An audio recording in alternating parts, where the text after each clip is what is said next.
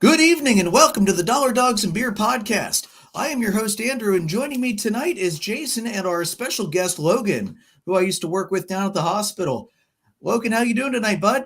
I'm doing terrific, Andrew. Thanks for having me. How are you doing? Good. I'm glad to have you on. It's been way too long since I could talk baseball with you because let's face it, we tried to waste as many hours of our day at the hospital talking about baseball as we could. And we did exceptional. It was a good way to waste time. It was. Jason, how you doing tonight?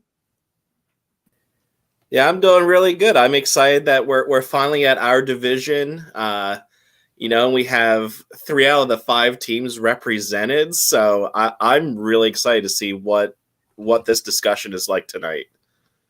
Oh, this is going to be good. I've got a really good feeling about this one. All right. So, Logan, what are you drinking tonight, bud? I am drinking Diet Ginger Ale from Giant. Good choice. Always a good choice because you never know when you're going to need a nice, refreshing ginger ale. All right, Jason, what do you got? What do you got, Jason? Yeah, and I was fighting a stomach bug today, so I went similar, Logan. I'm going with the nice old Sprite to keep the stomach. Sprite? Yeah, keep the stomach calm. So currently tonight it's Dollar Dogs and soda. Nice. For a couple of us anyway. Somebody had to drink some beer. All right, so tonight, guys, since Atlanta was the last team to have a victory in the last baseball season, I'm going with a beer from Victory Brewing. And since this is Olympic season, I figured the number one team gets gold, so we are having Golden Monkey tonight. I almost went Sour Monkey because I'm still pissed off at MLB owners and the MLBPA to use that as a nice segue into our first segment. So, the two sides met on the 12th, and once again, very, very, very minimal progress was made. Frustrating as it's been this whole time. So MLB's proposal for the CBT threshold, they kept their original offer. They increased it to $214 million for 2022. Remember, for the current CBA, it's $210 million.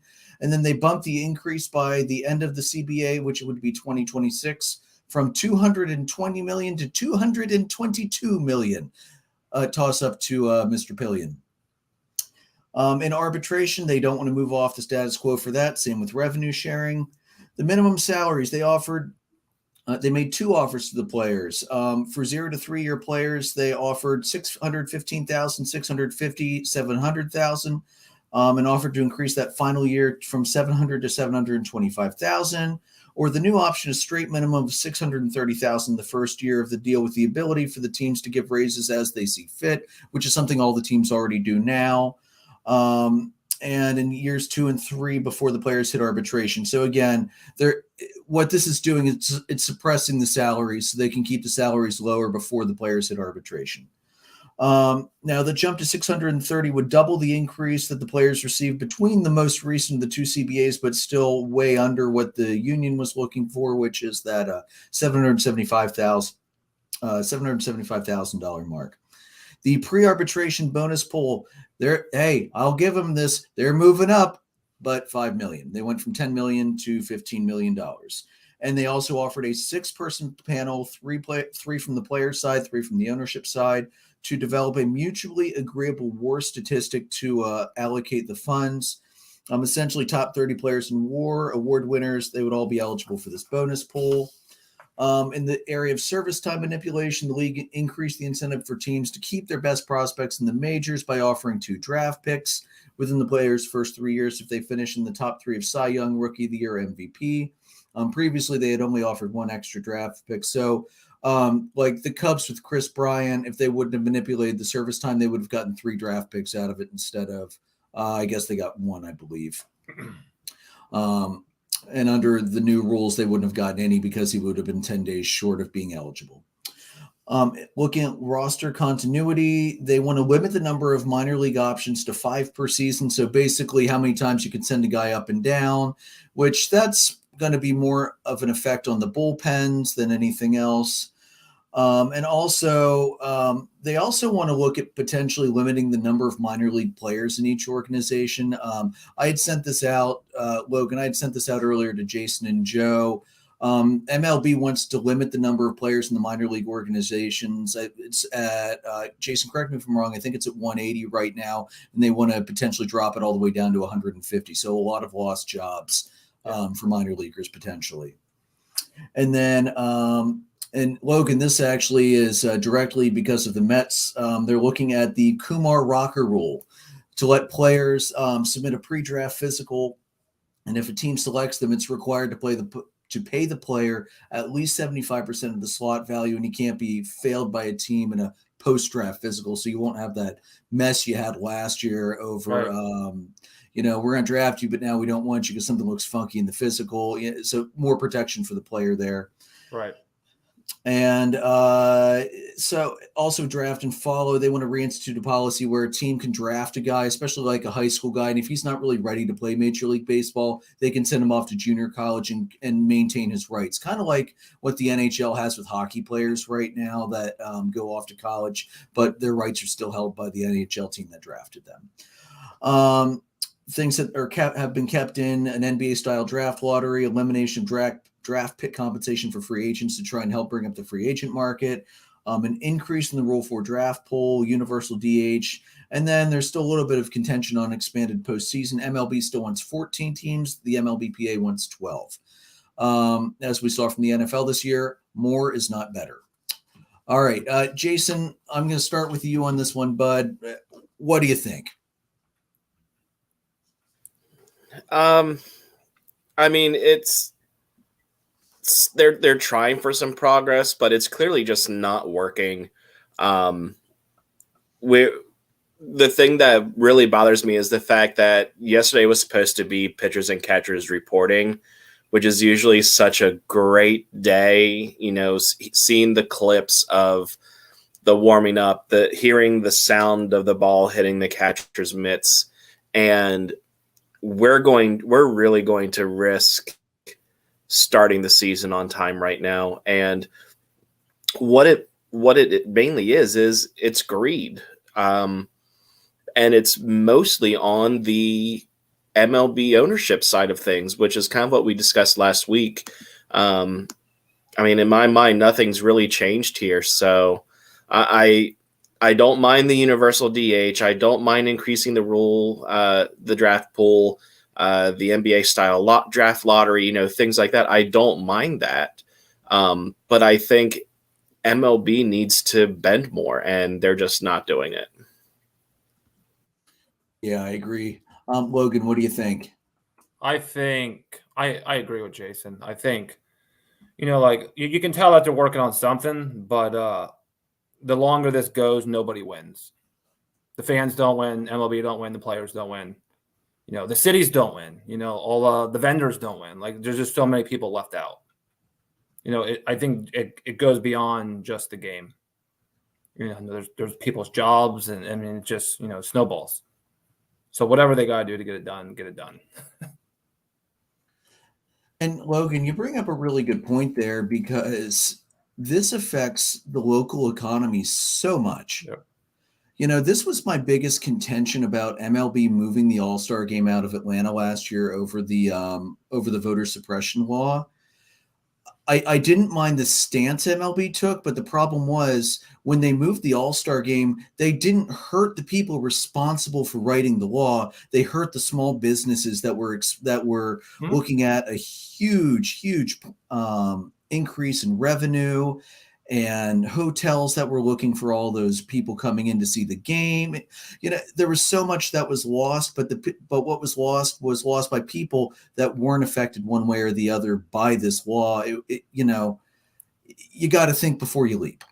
Yep. It hurts the cities. It hurts the communities. Yep.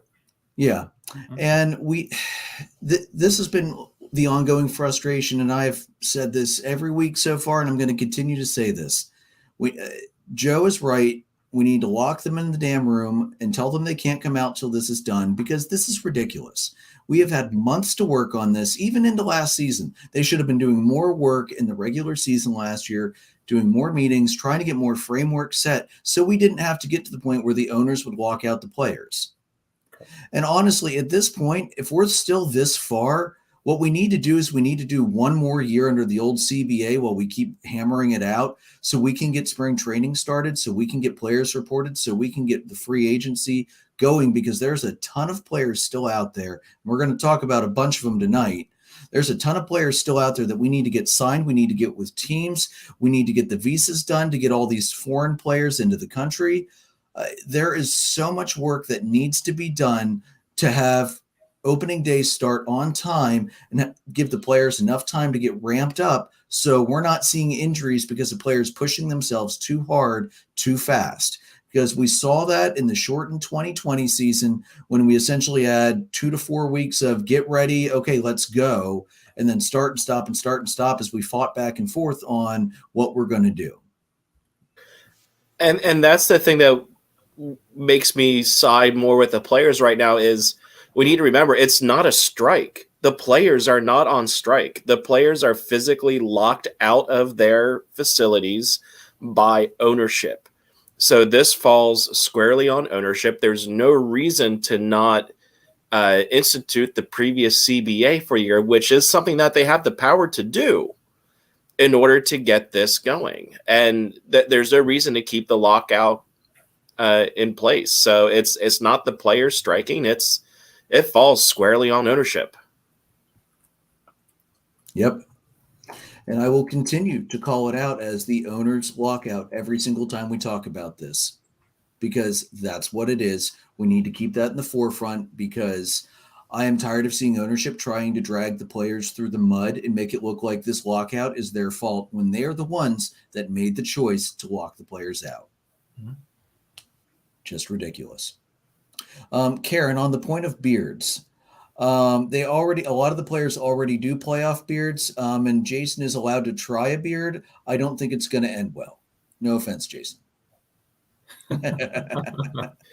I worry that anytime I try to start a playoff beard, it's like a couple games and it's already done. So why bother even trying? Plus, Karen hates facial hair and will absolutely not let me do that. And yeah, it just would not look good. Love it, Karen. All right, guys. Any other thoughts on the CBA before we move on to happier topics? Get the deal done. Amen. Or I believe Joe's catchphrase last week was "Get the damn deal done." Yeah, and you know what? Again, he wasn't wrong. He wasn't wrong. Actually, we do have one sadder topic to get to before we get to the happier topics. I forgot which order I put these in tonight, so that's on me. Last week, MLB lost Jeremy Giambi. He died on February 9th. He was 47 years old. He played 6 seasons in MLB, 2 with his brother Jason, when they were both on the A's in 2000 and 2001. 2001 was by far his best season statistically. He had a 283, 391, 450 slash line, hit 12 home runs, 57 RBIs. Honestly, even though it was a short career, really solid career numbers: 263, 377, 430, 52 home runs, 209 RBIs. He played for the Royals, the Athletics, the Phillies, and the Red Sox. Jason, I remember him with the Phillies. He was a good bat in that lineup. And, you have to give him and Jason credit. They were among the first MLB players to come out and admit that they knowingly used the steroids from the biogenesis lab. So, props to them for having, frankly, the balls to do it when everybody else tried to hide and say, no, we didn't do it. And then they did, the LA County coroner did reveal on Friday that the death was ruled suicide via gunshot wound.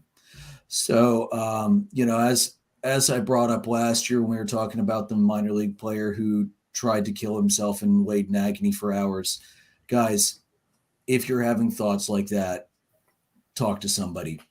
There's always somebody out there who wants to talk to you. There's always going to be somebody out there who misses you if you're gone. Yeah, it's okay to not be okay. Agree 100%. There's a lot of people that will listen to you.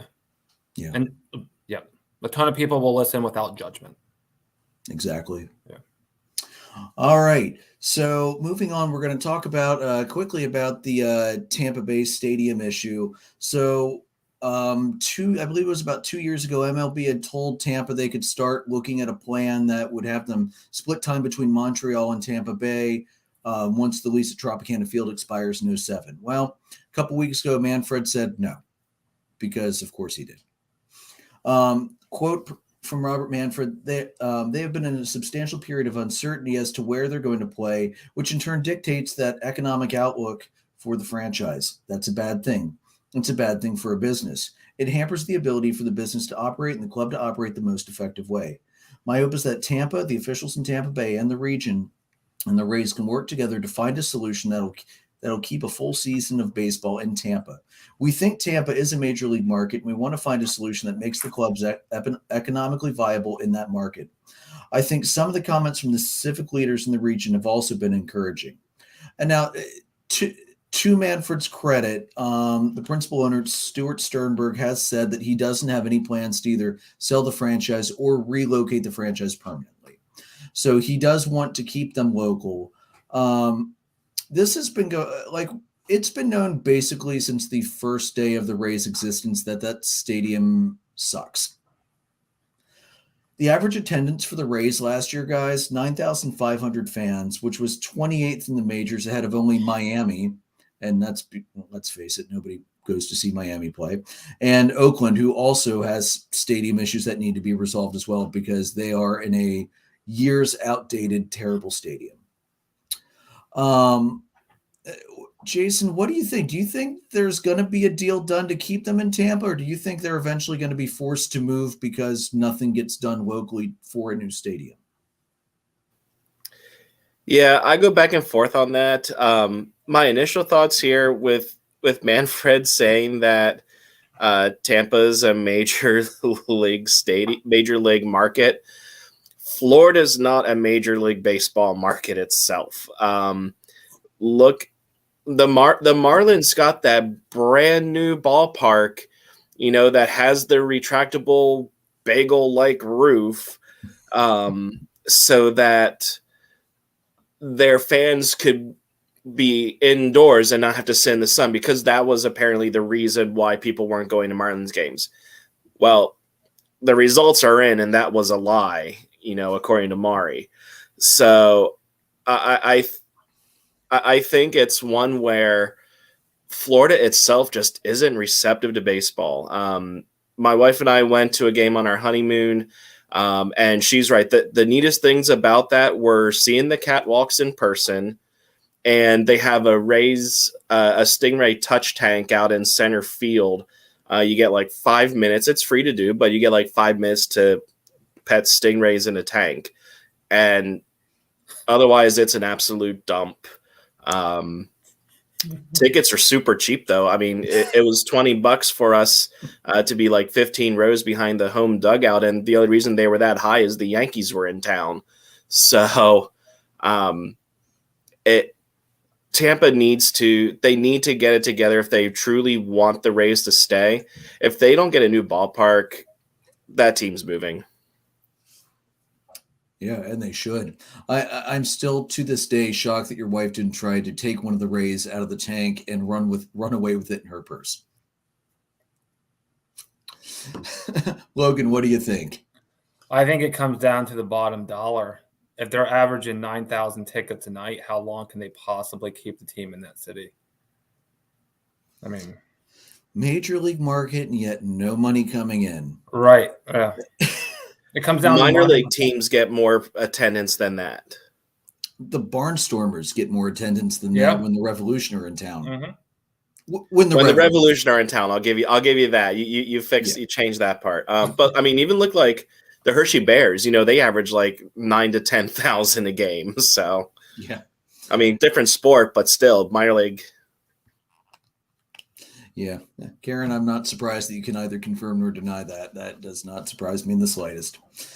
All right. And then, guys, the Chicago White Sox announced that they are mandating COVID-19 boosters for every minor league player in their system before they're allowed to participate in spring training. Before spring training last year, they had mandated that everybody in the minors also get the COVID-19 vaccine last spring. And they, as a franchise, did have 100% compliance with that.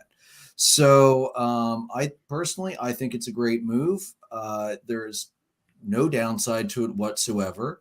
And frankly, it needs to happen. The way we saw the way Omicron was surging around the holidays and into January, and how massively full our hospitals got so quickly. So, yeah, I think it's a great move by the White Sox. What do you think, Logan?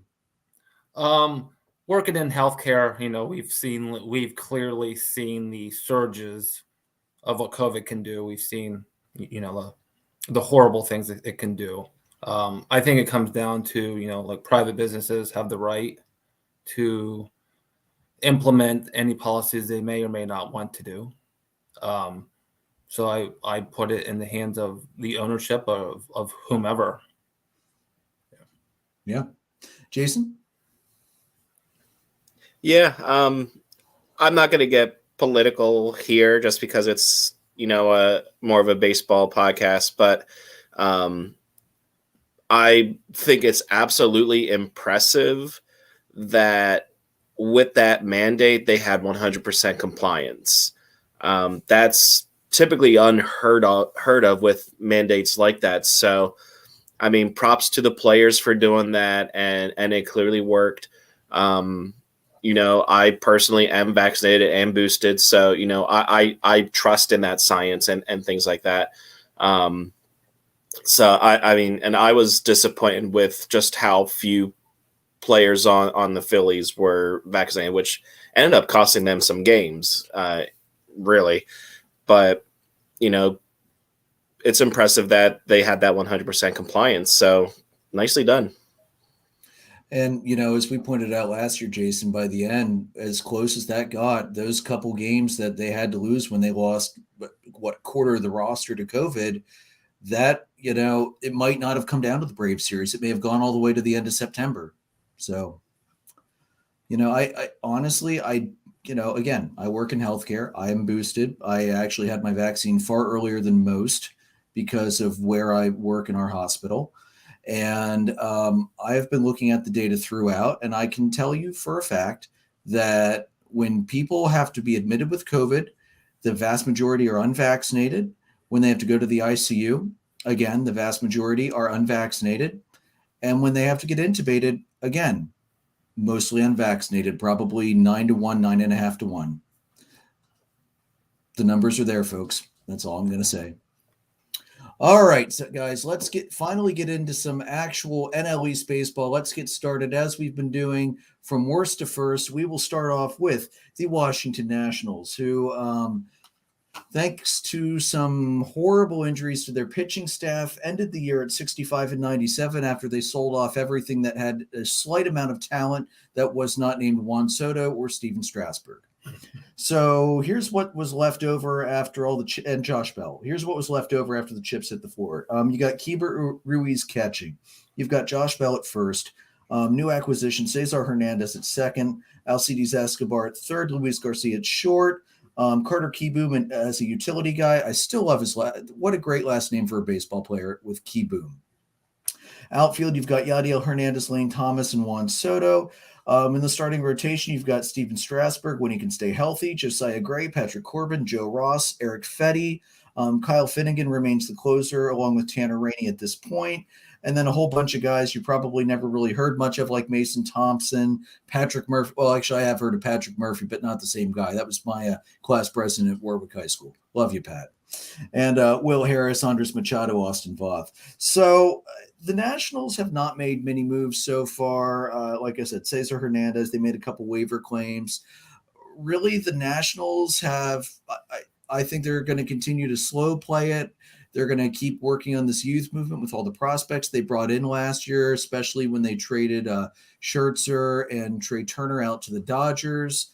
So the Nationals 65-97 last year. I think they're going to be right around that, and they might. If Strasburg's hurt, they're going to be a 100-105 loss team. What do you think, Jason? Yeah, I also like Carter Kieboom. I call him Carter Kaboom. I looking at this roster, I like that they got Keibert Ruiz back from the Dodgers. He was a big prospect that they were able to get back. Cesar Hernandez, I liked him when he was in Philly. He just never really reached his full potential. But he did really well. I want to say he was out in Seattle. But Luis Garcia, he's a young stud. Carter's a young stud, I think. Juan Soto is still Juan Soto. So this team needs a lot, especially on the pitching side of things, and even just still some offense outside of Soto. So kind of what we've seen over the course of doing these previews with fifth place teams in the division, there's way too much that's needed. So losing Ryan Harper and Para, Zimmerman retiring today, those are fairly big losses for them. So I think they're going to be worse than 65-97. I'm going to take them down to about 61, 62 wins. I think they're going to be right at that 100 loss mark. Yeah, like I said, especially Strasburg doesn't pitch. I mean, he barely pitched last year and they lost 97 games. Yeah, and the thing that they do have going for them, they do have a couple young prospects that I do like, especially on the pitching front. They have Cade Cavalli and Jackson Rutledge, who I think are going to be pretty solid, and they are due to come up, I think, at some point this year. And then they did just recently draft a really promising shortstop, so he'll be a few seasons away, but Brady House, he'll be a name to look for in the coming years. Yeah, I agree with that. Logan, what do you think about the Nationals? I would agree. I think they're going to see the 100 loss mark this year. I like Josh Bell. I've seen him do some clutch things over the years. I like Hernandez. And, of course, Juan Soto is Juan Soto. He's amazing. But 97 losses last year, I don't see where they make that up. I'm looking at this roster. I don't see them doing any better than they did last year. Probably a good 5 losses more. Yeah.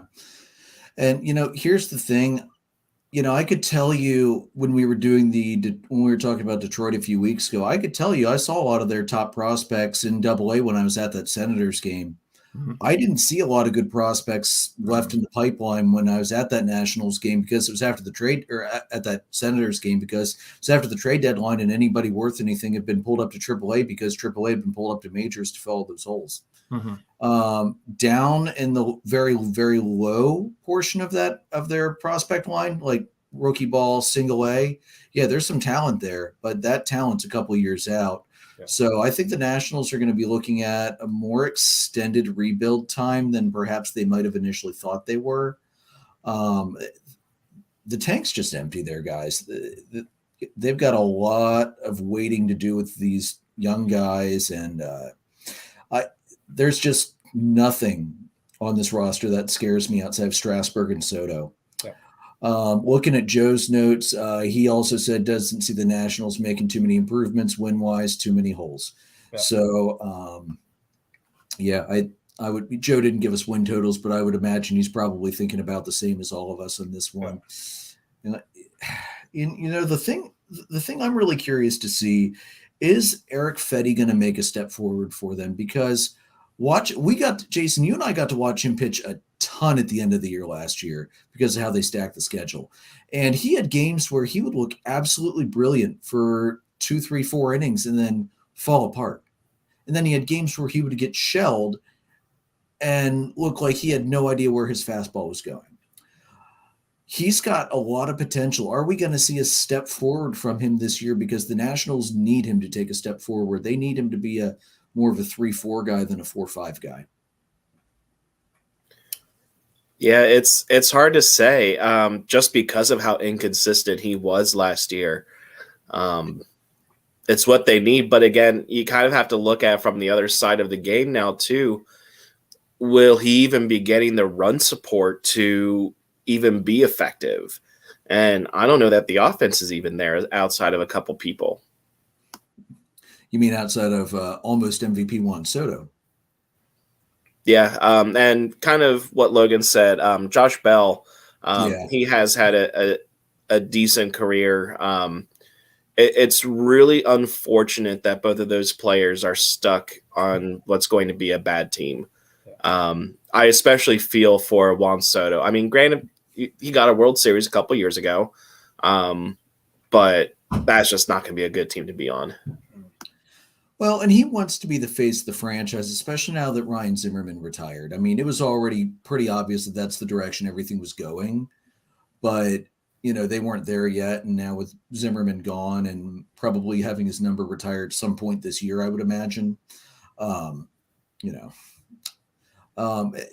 something about Josh Bell, Jason, that I noticed last year, boy, he beat the crap out of the Phillies, and Bryce Harper returned the favor, beating the crap out of the Nationals. I don't think I've ever seen two guys do so much damage to one team outside of like Chipper Jones and the Mets, honestly.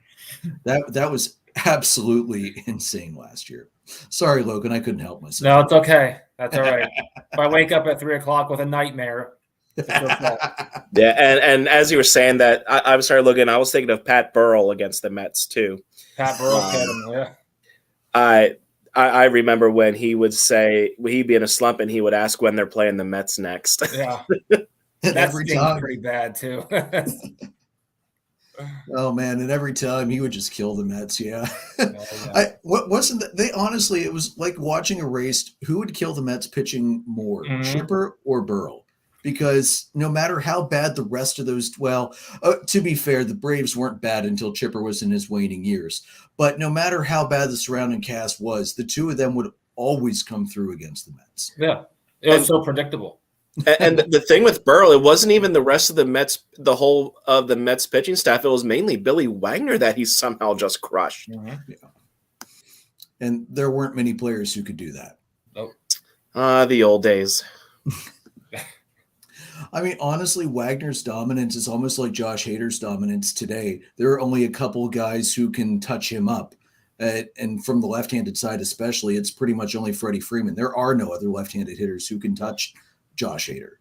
I mean, he's really on a level like Billy Wagner. It's quite fun to watch, even when it makes you nervous as hell. Yeah. All right, guys. Anything else for the Nationals tonight? 100 losses. Yeah, probably more than that. Let's be realistic. Yeah. Probably going to be more than that. All right, let's move on to the Miami Marlins, who only have one jersey that actually has the word Miami on it. Driving me nuts. All right, their record last year was 67-95. That was good for fourth in the NL East.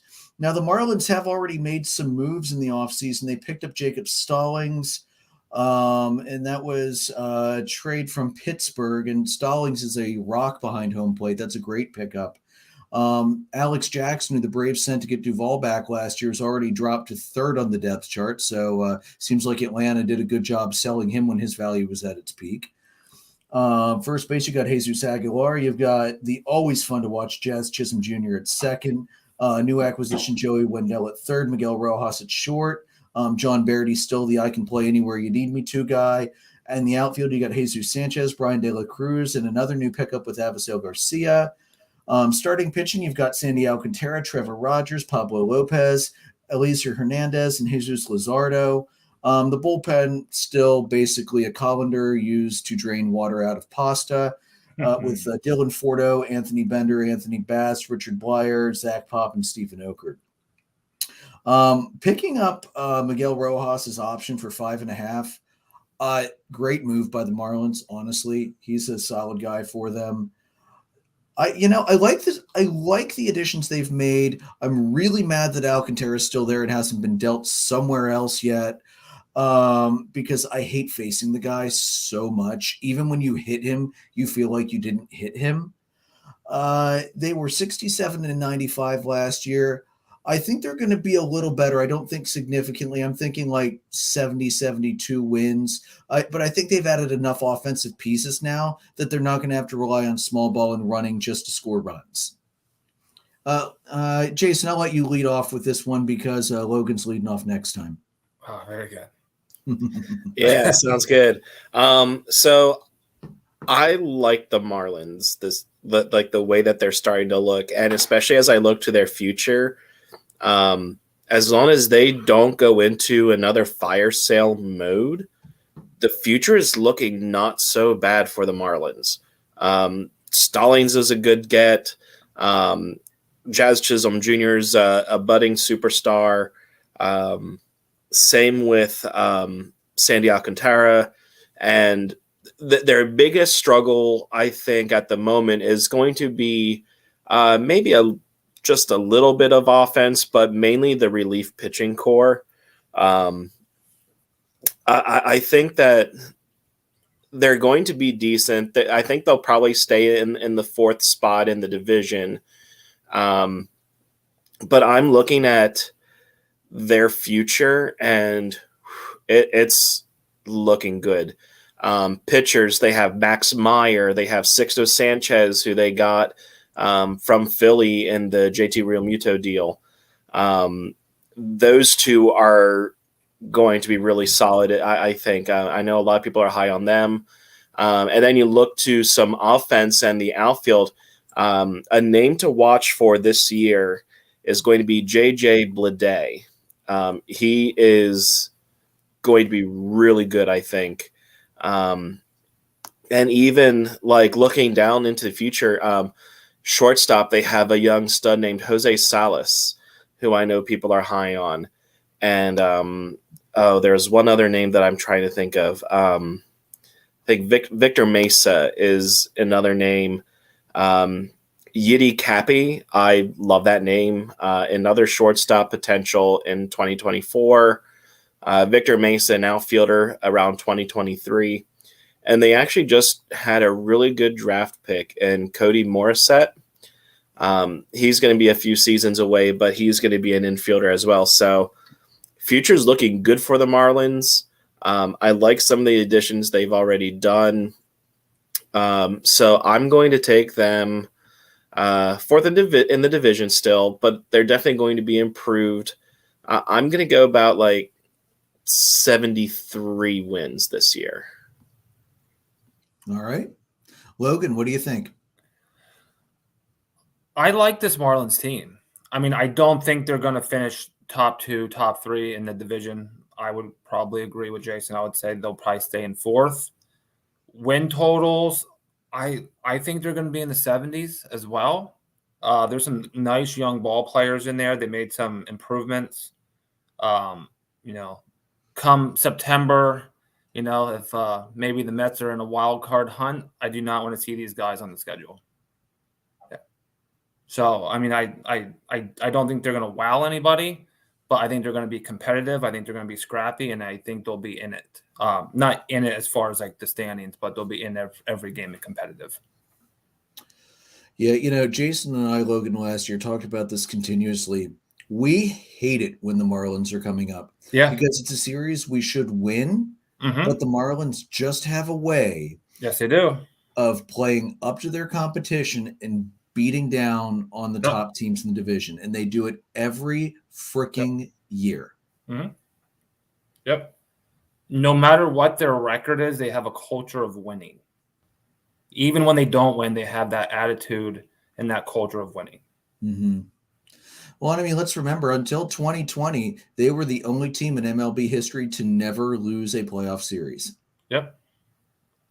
I mean, I know they're an expansion team, but even still, to have a streak that long is very, very impressive. Yep. I do not want to see these young kids in September.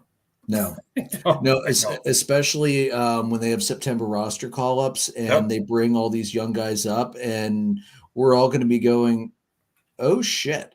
Yep. That's going to be a scary team in a year or two. Yep. They will love to play spoiler this year, and they're going to have the opportunities to do it with the way that the scheduling is done now. And, yeah, if you – I don't know what our team's schedules are looking like right now, but playing them in September is going to be rough. Yep. That might be the understatement of the year so far. Let me see here. September. All right, let's see. Atlanta, September 2-3-4 at home against the Marlins. And that's it. Thank God we only have one series with the Marlins in September. Oh, we dodged a bullet there. And it's at home. Yeah. Thank God. Give me at home in Truist Park anytime. Their black magic, well, still effective, is not as effective in Truist Park. Thank God. All right, guys. Anything else with the Marlins? All righty, Logan. It's that time. It's Mets time. It's Mets time, right? All right, so the Mets last year, just after winning free agency in the 2021 season and holding the division for an incredibly long period of time, the Mets decided to met and fall flat in their face towards the end of the season and ended up under 500 at a 77-85 record, good for third in the NL East. Looking at the current depth chart, you've got James McCann catching along with Thomas Nido. I do like that pairing at catcher. You still have Pete Alonso at first, Robinson Cano at second, new acquisition Eduardo Escobar at third, Francisco thumbs down Lindor at shortstop, and they still have Jeff McNeil and Luis Guimore for utility. And then you have an almost entirely new outfield with Mark Hanna and Starling Marte, along with Brandon Nimmo coming back and Dominic Smith. Scary top two in the rotation with Jacob deGrom, Max Scherzer, Taijuan Walker, Carlos Carrasco, and Trevor Williams. And the bullpen, still good. I don't think it's quite as good as last year personally. You still have got Edwin Diaz, Seth Lugo, Trevor May, Miguel Castro, Antonio Santos, and Drew Smith. The Mets are once again trying to continue this winning streak of winning the free agent battle in the offseason. Logan, my first question, are the Mets going to be dumb enough to practice a World Series celebration with cameras in the ballpark during spring training? Are they dumb enough? Probably. Will they do it? Probably not. You hope not. I hope not. All right, man. Go ahead. All right, let's start with the Mets, all right? They were in first place for about 90 days last season. And going back to talking about a culture of winning, even though they were in first place for about 90 days, it never felt like they were in first place for 90 days. And that's just not speaking from a Mets fan waiting for the collapse to happen. There was a culture within this team for the past few years that no matter who was on that field, they just had a culture of losing where it was accepted and they were going through the motions. Very little grit, very little hustle, with just a culture of losing. As we know, we got a new coach this year. We got some new players. On paper, this is a good team. There's talent oozing from every position within the Mets right now. Whether or not that will translate to wins is a whole other story. It's a whole other story. On paper, I like what I see, but I have for the past few years as well. The pitching, obviously, Scherzer and the Grominator, that's scary for anybody.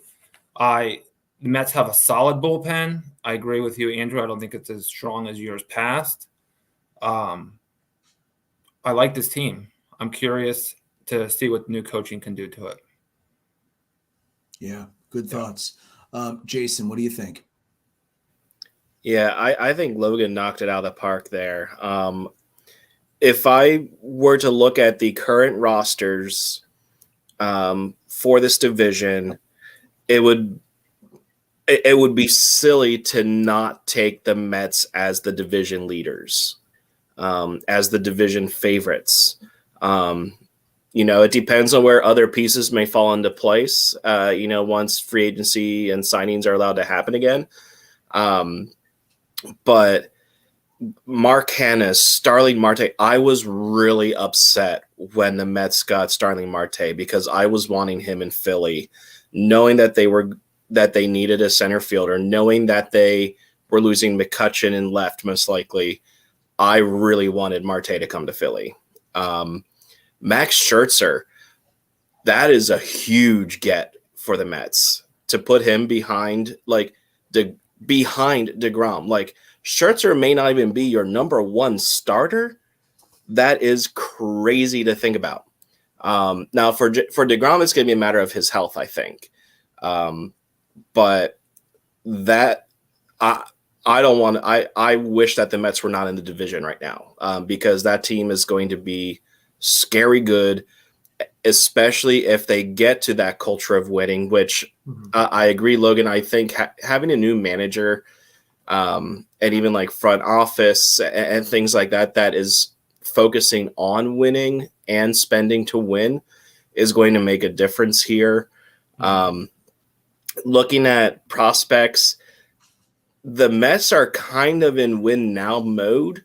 They have a couple young guys that I think can have an impact this year in Brett Batty and Ronnie Mauricio.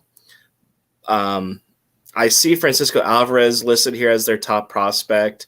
I don't know enough about him, but I have heard a lot about Brett and Ronnie, to the point that I think they're going to have a positive impact there.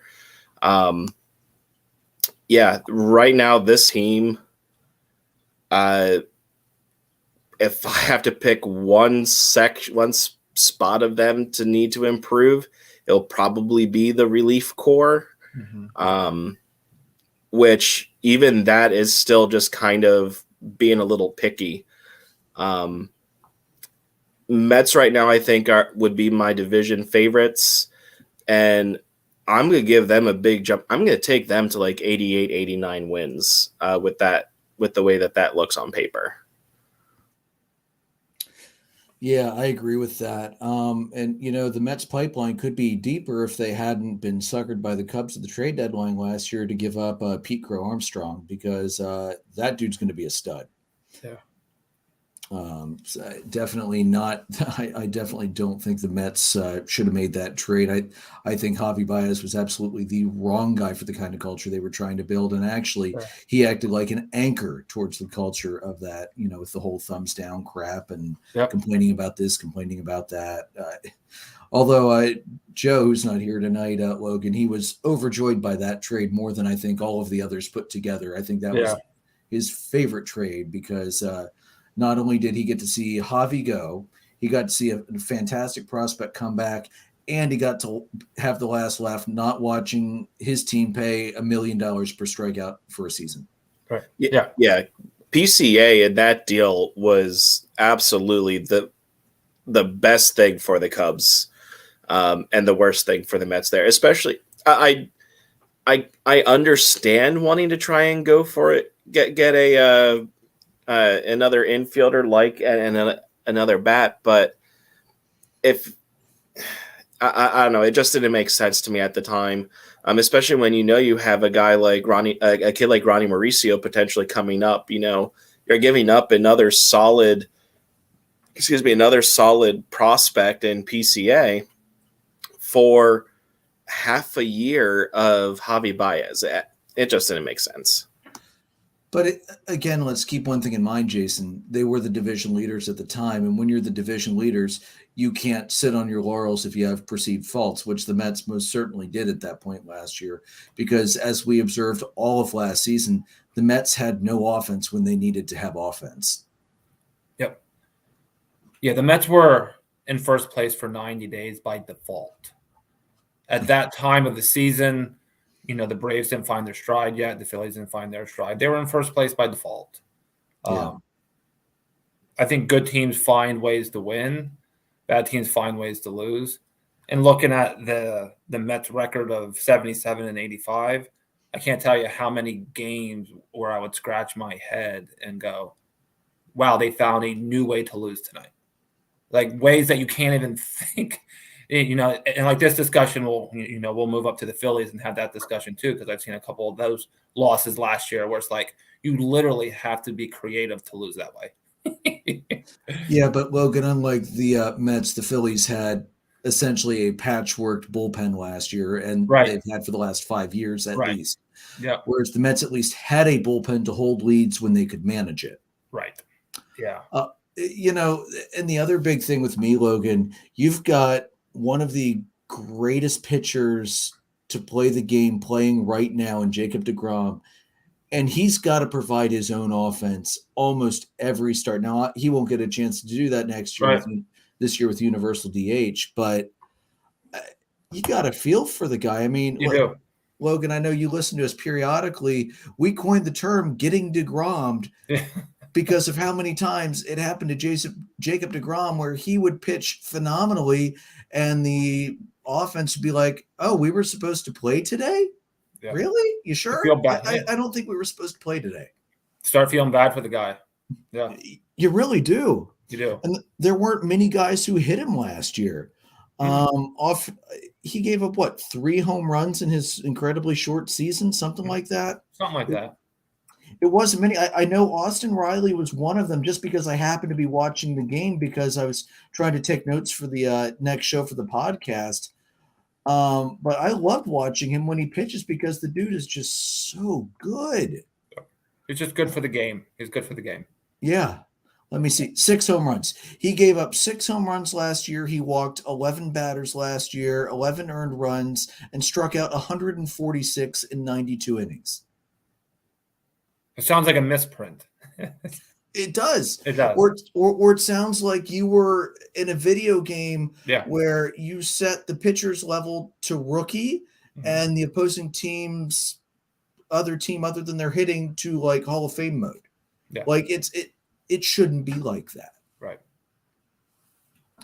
But yeah, I mean, the crazy thing is the Mets now have 2 guys that they can run out in a wild card game that I would absolutely not want to face. And then if they win the wild card game and immediately go into the DS, they've got another ace that they can run out who I absolutely don't want to face. I mean, I don't think I'm exaggerating at all when I say this is one of the, if not the top bullpen, or the top rotation in baseball right now. The only other rotations I could think of offhand that I would put above the Mets right now, maybe the Dodgers. They've got, Walker Buehler is absolutely incredible, as is Julio Urias. I love Atlanta's top 2 with Fried and Morton. I don't think they're better than DeGrom and Scherzer. I love Wheeler and Nola. Well, Wheeler and Suarez. Sorry, Nola sucked last year. But again, whether it's Nola or Suarez at 2, I'm not taking that ahead of DeGrom and Scherzer right now. Right. Yeah.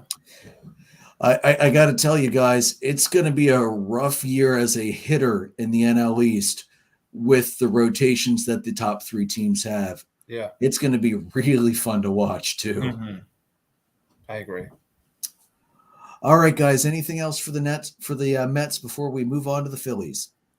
I will choose not to sing the Meet the Mets song tonight. This being my first time on a podcast, I'm a first timer. I don't want to scare your fans away singing Meet the Mets, so I'll keep that to myself. We appreciate that. Yeah, maybe 6 months from now I will. We'll bring you back for that. Okay, awesome. Oh, man. Oh, I didn't give you my win prediction. The Mets, I'm going to agree with Jason. I think probably 87, 89 wins, maybe cracking 90. It's just it's hard to predict the NL East because free agency hasn't reopened yet. The Braves and Phillies are going to be going in big once it reopens, especially with Freddie Freeman still out there, with KB still out there, with Arenado still out there. Both teams are going to be players for all of the big guys still available. So yeah. I think right now, because I don't know what everybody else is going to do, I think 89, 90 is probably a good guesstimate. Logan, did you give a win total? I didn't. I'd say between 85 and 90. Okay. Yeah, somewhere between there. I could say at least maybe plus 10 from last year. I wouldn't be surprised by that at all. Yeah. I honestly, if the Braves and the Phillies get beaten down in free agency, I wouldn't even be shocked if they went to 92, 95. Yeah, if they crack 90, maybe. Yeah. Yeah. All right. Moving on, we will, I believe next up we've got Jason's Phillies, who for the first time in a very long time managed to crack that 500 mark on the season, which that was awesome. The Phillies last year ended at 82-80. They were second in the NL East, and it was a great race. It came down to the last week. It came down to the last series. It felt like a freaking playoff series, which is phenomenal. The Braves and the Phillies had their rotation set up that they sent their top three, 1 versus 1, 2 versus 2, 3 versus 3. It was a phenomenal series all the way across. Honestly, one of my favorite series to watch last year. And Jason, I say that even had it gone the other way, it still would have been one of my favorite series to watch because it was just such good baseball to watch. All right, looking at the depth chart right now, you still have JT Realmuto catching along with Garrett Stubbs. You got Rhys Hoskins at first. Hopefully he is fully healthy this year. Gene Segura at second. Right now, Alec Baum is listed as the third baseman on the depth chart. We'll see how long that lasts, especially if potentially KB comes in. Shortstop is Didi Gregorius, and former Brave. You picked up Johan Camargo to be the infielder utility guy. I like the pickup. Outfielder, right now you guys have 2 outfielders on the roster with Matt Vierling and Bryce Harper. Obviously, that'll get filled out as if we can ever make moves again. Again, solid starting rotation. The Phillies depth chart currently has it as Zach Wheeler, Aaron Nola, Ranger Suarez, Kyle Gibson, Hans Kraus. And in the bullpen, the one move the Phillies decided to make before everything shut down, picking up Corey Knebel to close. Also, they still have Jose Alvarado, Connor Brogdon, Sam Coonrod, Sir Anthony Dominguez, and Bailey Falter. Honestly, Jason, it's crazy that I'm going to say this considering how much crap I've given the guy over the years. I think one of your biggest losses is Hector Neris, not having him as a setup man or a seventh inning guy, because he was an absolute total failure as a closer. But when you moved him down and he wasn't in that high octane situation, he pitched brilliantly for the Phillies when they moved him. What do you think, Bud? Go ahead. Yeah, I agree with you. I mean, the people who listen and watch our podcasts and anybody who knows me knows that I was very brutal about and to Hector Neris. The guy's not a closer. And the Phillies, like, that bullpen has cost them essentially the division each of the last couple seasons. And Neris was a big part of that. As a closer, I fully expected to lose when it was a 1 or 2 run game and he would be coming in. But when they moved him out of that role around the midway point of the season and moved him to I believe they eventually got him down to like the 7th inning, he was a beast. And I changed my tune about him. Like, he found his role. So losing him to the Astros is a big loss. One thing that I want to keep an eye out for this team is whether or not the universal DH comes into play. Because if it does, I like this team even more because you'll be able to move Rhys, assuming he's healthy, off of first base into the DH role, take Alec Bohm and move him over to first. And I really and truly hope, and I think it will happen, I think Chris Bryant is going to be coming to Philadelphia. He is close to Bryce Harper. The Phillies have a need for him and his services. He would do fantastic at Citizens Bank Park. So especially if the universal DH happens, you'll see Chris Bryant, I think, coming in to play third base. If it doesn't, I think you'll still see him come in because I think he still has potential for left field. If I recall correctly, he did spend some time in left field, which fills one of the outfield needs. And I would also like to see the Phillies try for, I don't know that they'll get him. It depends on if Middleton decides to spend stupid money like he's claimed to have been wanting to do the last couple of years and hasn't. Nick Castellanos, I think, would be a really good addition to that outfield. The spaces that they need to improve in, they still need to get some bullpen help. Sir Anthony Dominguez coming back from injury is going to be big. Getting Corey as the closer is good. Alvarado was even pretty decent. But aside from the relieving core, the outfield needs to be filled out. You have to surround, the reigning MVP. I have to get that in there. The reigning MVP of the National League, Bryce Harper. You need to get him the support. You cannot waste Harper's prime. And I think they're going to do it. I do like the starting rotation. I think Aaron Nola will have a bounce back year. But Zach Wheeler is going to be absolutely the ace. I loved Ranger Suarez as a starter. Kyle Gibson and Hans Kraus, who came over in the Rangers deal for Spencer Howard. The Phillies absolutely fleeced the Rangers in that trade. Hans Kraus is a young gun, and he's going to be pretty solid. And I haven't mentioned much about Didi Gregorius because I don't know that he's going to be the starting shortstop. And if he is, it won't be for long because brace yourselves. Bryson Stott is going to be coming up this year, and he is going to be good. I am super high on this kid. UNLV alum. Bryce Harper's roommate, actually, for spring training. This kid is going to be a stud. I am super excited for him to come up. So the infield is going to look really good. Gene Segura is, Jimmy Siggs. He's going to be pretty good still.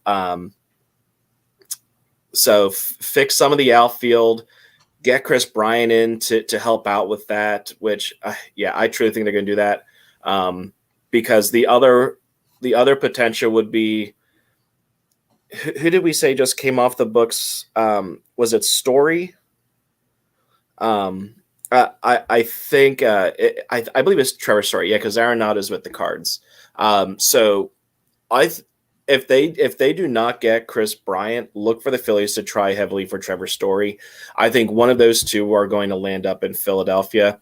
My money would be on Chris Bryant, though. Looking to the future, aside from Bryson Stott and Hans Kraus, you have some younger ones, Luis Garcia, eventually for shortstop or second base. One of a young kid that I'm excited about here. There's two. Catcher Logan O'Hoppe. I think you'll see him coming up eventually as a backup, and then eventually take over for JT once JT's career starts winding down. And Casey Martin. He's probably a year away yet, but he's another infielder that they'll be able to use. I think even moving him over to second base, have an infield next year of Casey Martin and Bryson Stott. I would love that. And then they have some really good young pitchers in the works. They're still a couple years away, but Mick Abel and Andrew Painter. Andrew Painter is their 2021 first round draft pick. So the future's bright. I think they're almost there as far as their rebuild is concerned. One loss aside from Neris that I was kind of bummed about is losing Brad Miller. I loved Bamboo Brad. 3 homers in the game. He had 3 of the home run hats on his head. He filled in very, very nicely when Hoskins went down. So he's going to be a bench loss. Roman Quinn, I feel bad for the kid because he just could not stay healthy. He has tremendous speed, but there's not much you can do there. I am quite all right seeing Matt Moore go away. Ian Kennedy, I thought he did okay. But I'm fine with the deals that they made there. So looking for this season, if I'm looking at it as is, they're probably going, assuming they make very minor additions, they'll probably be 3rd in the division. I'm going to go hopeful and think more along the lines of they're going to get one of the 2 big names for their infield and say they get Chris Bryant, which improves them dramatically. maybe take them like 84 wins or so. They'll still be above 500. It's going to be a tight top three, I think. So I'll take 84 wins, maybe 85, and I would say third in the division. All right, fair enough. Jason, I knew you were going to say that about Matt Moore. I was waiting to see how much joy was in your voice when you saw him gone. Because let's face it, every time the dude came in, the Phillies lost the game. Pretty much every single time. So, question about Stott: is he a natural shortstop or is he a natural second baseman? I think he can fill in at both. He is listed as a shortstop, and I think what you'll probably see happen is you'll either see him slide in and Didi gets traded somewhere or something like that, or they also have the potential to kind of flip Stott and Segura, because they could always move Segura over to shortstop and have Stott in at second. Yeah, that was my question. Do you think they would? Do you think they would bring him up and put him at second to try and keep Segura from getting killed on those double play balls, where because the second baseman always gets taken out because they can't see the guy behind them? I think it definitely has potential. I think it's definitely a conversation for them to have, even to have with Segura, because we need to remember Segura was the shortstop before the Phillies got Didi in there. So, yeah, I think Stott can play either. I think in the long run, they're going to eventually look at him being a second baseman, and then you'll probably have Garcia or even Casey Martin come in and be the shortstop once they're ready. And follow-up question: do you actually think Alec Baum is going to touch home plate in Atlanta this year, because he didn't last year? I was wondering how long it would take for you to bring that up, because the dead horse outside is tired of getting beaten with the stick. I almost announced him as Alex still hasn't touched home plate in Atlanta Baum, but I thought. I mean, it's almost like Austin Riley not top 5 MVP. Yeah, Freddie stole his votes. I will wholeheartily believe that until the end of time. That even with Freddie's votes, he wasn't going to make it. No, he would have jumped Goldschmidt without Freddie's votes. Or if he had Logan, votes. This was a debate for like the entire second half in like September. Andrew kept pushing for Austin Riley to be the MVP of the National League, and this was one spot where I was definitely correct, where I was telling him he is not even going to be top 5 because of how balanced that lineup was. To be fair, for all of the other awards, Logan, I nailed them, especially the pitching awards. Nice. I swept, as I recall, the Cy Young awards. Did I not? You're asking me to remember back that far? That's just not going to happen. A hint, Jason, I swept the Cy Young awards. Okay, well, good job. All right, Logan, what do you think about the Phillies? I like this Phillies team. I mean, I don't want to like them, but I like them. I think, they were 82 and 80 last year. They easily could have had 88, 90 wins last year. Like, I've personally watched them blow like 6 games. Only 6? Only 6? Right?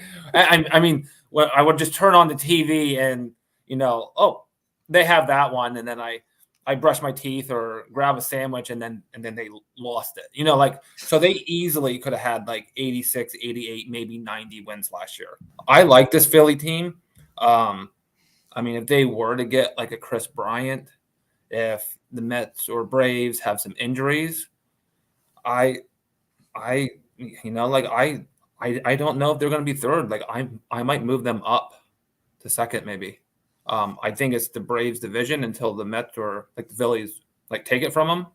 But I think these top 3 teams are going to be pretty close the whole year. Yeah, I absolutely 100% agree with you on that. This is going to go till the end of September again. I think you're going to see like 5 games separating first and third. It's going to be a tight division. Yeah, I agree. We could even see the top 3 teams over 90 games. Possibly. Yeah. Yeah. Depending on how the free agency falls Yep. and how bad the Nationals and the Marlins are, Yep. I could absolutely see the 3 teams either at 90 plus or right around like Or 87, pretty 88, 89. Yeah. This is going to be a great season. The NL East is once again going to be a bloodbath like it was last year. Just hopefully with more wins than we had last year across the board. Right. The one thing, Jason, you mentioned moving Alec Baum to first base with Hoskins going to DH. Absolutely, Hoskins needs to go DH. He is too fragile to play in the field, which is a pity because he actually has a pretty decent glove at first base. Here's the thing. They did try Alec Baum at first base, and he didn't play well there either. Now, was it he didn't have a lot of time to prepare, or I swear to God, every time the guy puts a glove on, he gets the yips. Like his battles stay consistent, but he gets a yip. He gets the yips every time that glove goes on. And if I'm not mistaken, at one point he was leading the NL in errors at third base. Most of his trouble was actually, I believe, making the throw to first. So that's why I think they're really looking at moving him over to first base. He did not really have experience at first. He came in as a third baseman. So I think moving him over to first and giving him the work in the field, he's not going to have to make the throw except for maybe a little underhand toss to a pitcher every now and then. I think you'll see his defense actually get much better.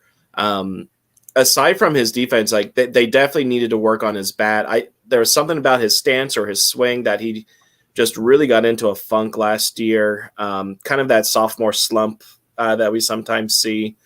So I think moving him over to first is definitely going to be better for everybody. So, Jason, I just pulled it up. Alec Baum's defensive WAR last year, negative 1.4. That's really bad, man. And he didn't even play the full year. I mean, yeah. I mean, he would make some really good plays. Like him being so tall was beneficial to a point because some of the line drives that he was kind of the only third baseman that would have been able to catch some of those. But the other thing that was kind of tough being so tall is getting down to the ball. And then his throws to first were just not good. He would make these really good diving stops, but then he'd throw the ball away because he had to rush the throw or something like that. So he's what, like 6'5", 6'6", something like that? Yeah. So I think you need to get somebody like Chris Bryant in there to hold down third base, get a proven third baseman.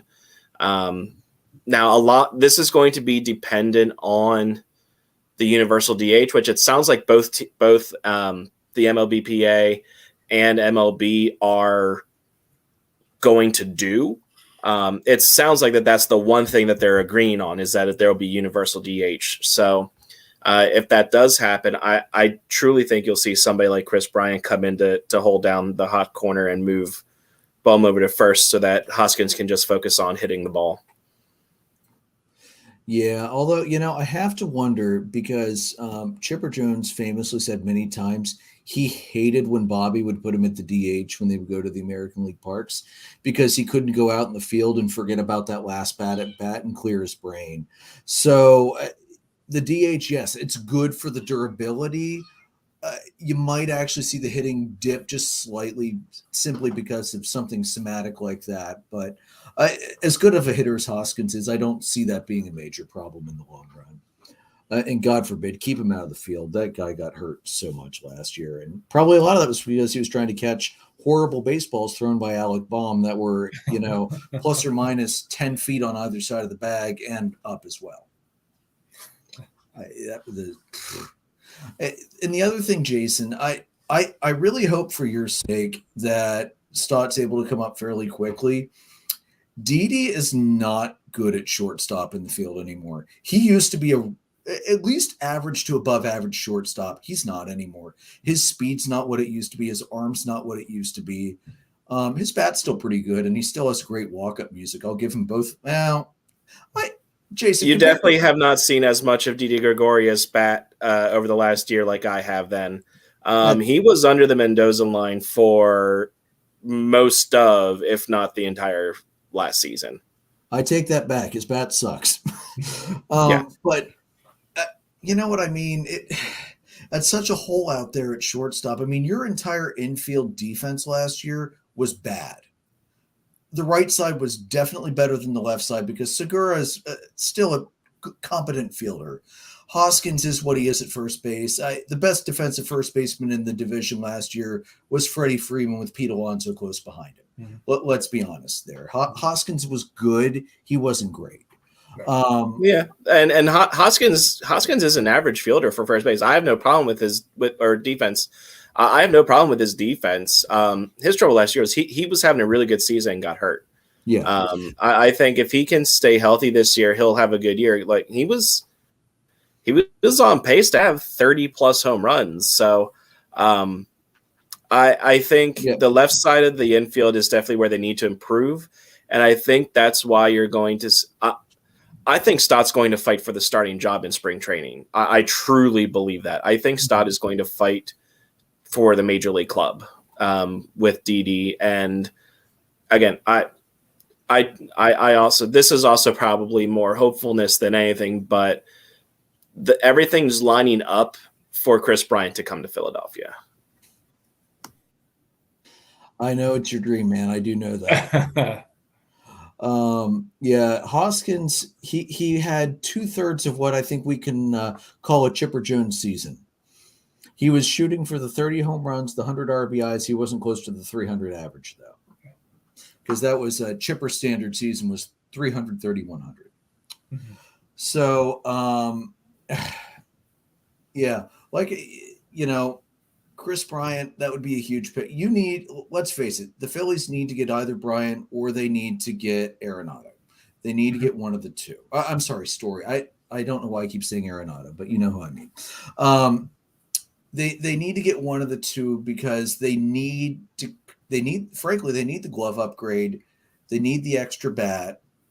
And let's face it, nobody is hurt playing home games at Citizens Bank Park, especially in the summer. That place is a launching pad. Doesn't matter who's starting for the other team unless it's one of Jason's all-time favorite pitchers, submarine captain. Am I thinking of Darren O'Day or any of the? Yeah. Unless it's a submariner who you can't lift the ball because they physically can't throw the ball high enough to get under it to lift it. You can hit home runs in Citizens Bank Park all summer long. And I need to be clear there. Like, I don't dislike the submariners like that. I love watching them pitch. It's in the game, MLB The Show. I hate playing that. Like, I can't hit them in that stupid video game. Yeah, Logan, you should know me and Jason play the show periodically when we have some time that we need to kill and just want to have some fun. It's either that or Rocket League, and Jason usually kicks my ass hard at Rocket League. So the show is where I can kind of neutralize him somewhat. Anytime it's getting close, it's getting tight, I bring in Darren O'Day, and Jason is he's like a rookie. He can't hit for squat. Nice. In that game, I can read right to left okay, but I can't read up and down in the zone. And having a pitcher like Darren O'Day come in, I'm swinging at sinkers that are hitting before home plate and things like that. I mean, I think Andrew, I think you're spot on. Like, while I have your number in Rocket League, I think we're pretty evenly matched in the show. I think we're pretty split overall on our. Yeah, I think we're games. about 500 overall. Yeah, that's always really tight. And that's also why, of all of my pitchers, I like Charlie Morton and I like Max Fried because you can't hit the curveball unless I hang it. Again, north-south, not your thing. Oh, man. Yeah, like I said with the Mets, Starting pitching in the top 3 teams, the NL East, is freaking beautiful. Yeah. These tight 3-game series, when it's 1 versus 1, 2 versus 2, 3 versus 3, it's going to be freaking fantastic. Yeah. I just realized I completely forgot to talk about Joe's notes for the last couple teams. The Marlins, he said the same thing about as he said about the Nationals. With the Mets, Joe said the Mets are going to be a toss-up. It depends on how much stupid money Cohen spends and whether he actually gets a return on it. But Joe agrees with us. He thinks it's going to be a 3-team division race. Health is definitely going to be a variable that could make the difference in the long run. And also Logan with the Mets, he said third base outfield is a need. So, KB, Joe's actually thinking KB might go to the Mets instead of the Phillies. And for the Phillies, Joe said that's a scary team offensively. And yeah, I wholeheartedly agree. Joe also says third base is a big need for the Phillies in quality pitching. And I think, Jason, I think Joe means more you need quality pitching out of the bullpen, and, 4-5 needs to step up. Although I got to say, Kyle Gibson as your 4, you could have worse problems than Kyle Gibson. It's like 90s era Atlanta, and Steve Avery, who would be 2-3 in most teams, was Atlanta's 4. We could have had Matt Moore as the 4th again, so I'm okay with having Kyle Gibson there. Yeah. Oh, that's right, because you had to go bullpen for 5. Yeah. Hopefully that's another thing that I hope you guys don't have to do a lot of this year is bullpen games all the time, because that's terrible. And that did not ever work out for you. Or maybe like 2 times in the last 2 months. It worked with Ranger Suarez starting the game until they decided to make him one of the full-time starters. I mean, why he wasn't a full-time starter sooner? He should have been. You can always find some guy with a hot arm to be a closer for a week or 2 and then switch to the next hot arm and switch to the next hot arm. It's like Girardi was not willing to go with a non-traditional closer at any point in the season last year. That was, Jason, you and Joe and I talked about it extensively. Why can former catchers not manage pitching staffs at all? You would think they would be the ideal guys outside of a pitcher to do that, but no. Girardi and Ross both sucked at handling pitchers last year. All right, Jason, I'm going to put the Phillies at about, again, pending free agency moves. As it is right now, I'm going to put the Phillies about, I think, 87, 89, depending on who they pick up and who Atlanta and the Mets, whatever they do. I think the Phillies could crack 90. I think realistically, next year they're going to be cracking 90. All right, guys. Anything else about the Fighting Phillies? All right. Now it's time for the part of the show that I have been absolutely waiting for as I drink my golden first place Braves beer for the night. We have the World Series champions from the 2021 season, the Atlanta Braves, finishing with the worst record of all the postseason teams last year at 88-73, as they beat the Houston Astros in 6 games. And thank God, because I couldn't stand to see the trash can beaters win a World Series legitimately. All right, so the depth chart, again, this is not going to show much because of the unknown with Freddie Freeman. You've got Travis d'Arnaud catching and new acquisition Manny Pena to back him up. And frankly, I love that pickup because, one, the free agent market sucks for catchers. We've beaten this dead horse more than I've beaten Austin Riley as a top 5 MVP to dead over the last couple weeks. Picking up Manny Pena, considering the Braves used, I think, 7 or 8 catchers last year, that's huge to get a quality backup and hopefully not need to dip into the has-beens of catchers like Stephen Vogt and Jonathan LaCroix, and that lets them keep William Contreras hopefully down in AAA to season for another year before bringing him back up or trading him potentially.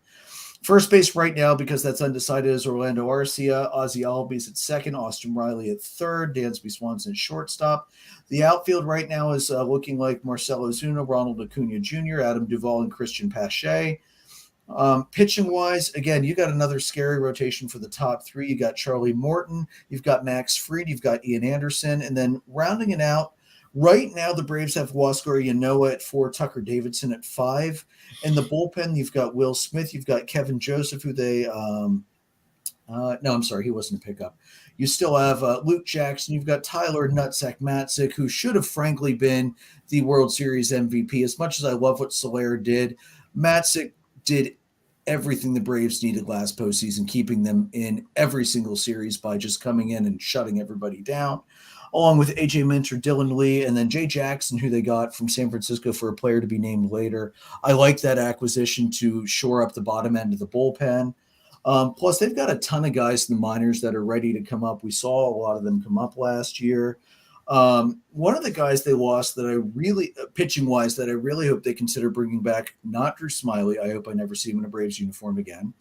But I really hope to see the Braves pull Jesse Chavez back in again, because he was a great guy. If your starter got shelled, to just come in and soak up 3-4 innings and only give up maybe a couple runs, or even pitch a clean couple innings. The bullpen game Atlanta had to go to in Game 5 last year, I wish they wouldn't have pulled Chavez as quick as they did. I think if they would have kept him, brought him in for Minter an inning earlier, or kept him in an inning longer, I think the Braves could have potentially won Game 5 at home last year. I'm happy to see Josh Tomlin gone. That does not bother me in the slightest. Chris Martin is over the hill. He's a back end of a bullpen guy now. He's been hurt so much the last 2 years that he really doesn't have a whole lot left in the tank.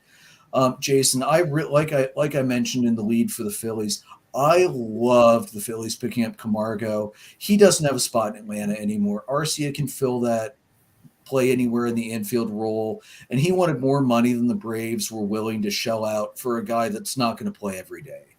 And frankly, I think the deal you got for Camargo, I think, is a very good deal for you guys. Another move that they made a curious move, they got Kirby Yates, who I believe is coming off a Tommy John year. I don't think we saw him at all last year.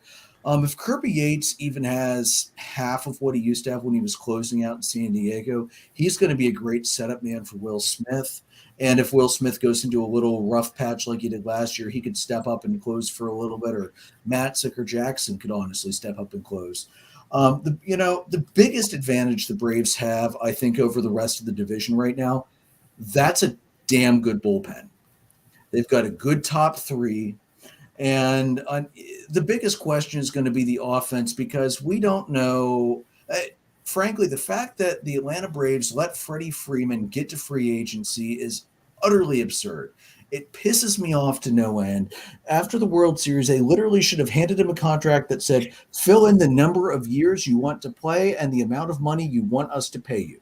Because there is not a guy that is bigger to that team than Freddie Freeman. He is the leader of that team from the player side of things. When those young guys come up, he puts them under his wing. He teaches them how to be major leaguers. He is an all-around good guy. Look at when we had the mini beanball war with the Nationals last year. After Freddie got hit while they were sorting all that out, he went over to the Nationals to the dugout and said to Davey and said, "Hey, I understand. It's all good. We didn't mean to hit you. It's okay that you hit me. This is done."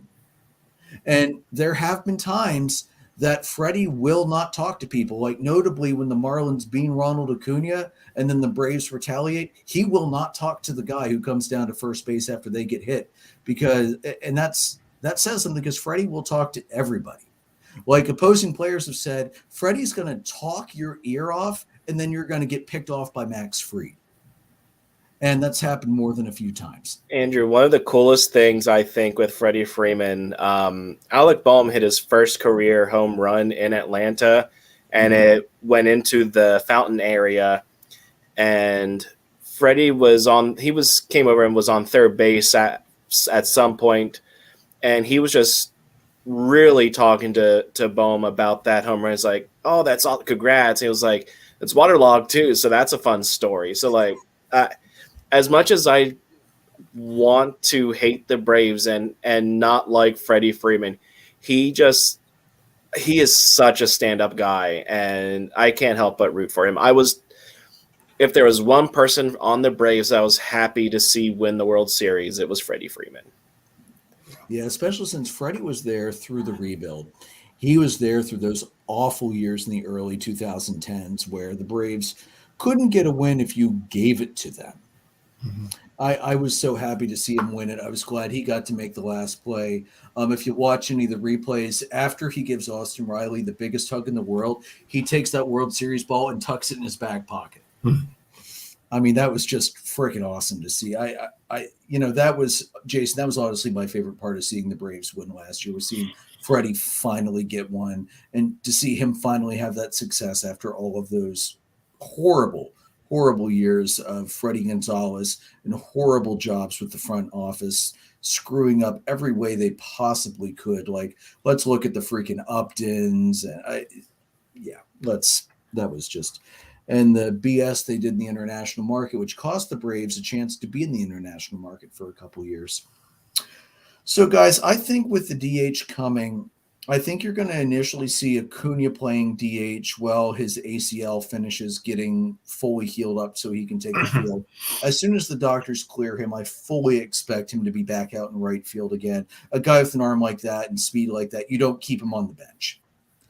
And let's face it, Marcell Ozuna, as much as I don't like the guy after everything that happened last year, he's on the roster. You have to use him. He's going to be the DH as soon as Acuna is healthy, because let's face it, he's got a noodle arm. He's had too many shoulder injuries, and he can't throw a ball into the cutoff man anymore without bouncing it twice. Logan, what do you think about the Braves? I like the Braves. I think it's their division. I think the Phillies and the Mets can challenge them. I think this division will be between 4 or 5 games. I do. I think it's going to come down to injuries. But I like the Braves again. If I had to pick my prediction, I would probably put the Braves in first. Mets and Phillies like right behind them. Barring any injuries and trades and whatnot, I would probably pick the Braves to repeat. Go ahead, Jason. Yeah, so I mean, this team is very similar to the team that won the World Series. I think you'll probably see whichever team wins the division, they'll go in with one of the lower win totals, but it's because the top 3 teams are going to beat up on each other for the entire season. Looking at who they have, as much as I gave you crap for Austin Riley and his finish in the MVP race, I do like the kid. I think he's solid third baseman, good bat. He's definitely going to be their third baseman for the future. I do like William Contreras eventually to take over as catcher. Acuna, for Acuna, it's going to be how does his knee heal? The starting pitching is still solid. It's definitely not the best in the division. I would still take the Mets rotation in the division. Relief pitching core, I'm still not fully sold on this relief core, especially with Will Smith in the closer role. He can be very hit or miss. Overall, I like them. I think for the Braves, it's going to be, does Christian Pache, when he comes back up, does he do better than he did before? Because he really struggled when he came up. So hopefully he has a chance to figure his stuff out there. The other one to keep an eye on in the Braves system is Shea Langoliers. He's going to be a really good catcher, I think. So I would keep an eye out for him. And then the rest, maybe Braden Shoemake. I don't know too much about the Braves prospects, but a lot of these names are not bigger names. So do you want me to help you with that? You can eventually if you want. But I mean, the ones that I mentioned are kind of the ones that people are higher on. I do think the Braves are going to go with whatever happens with Freddie Freeman. Yep. If the Braves get Freddie Freeman, they're going to challenge for the division title.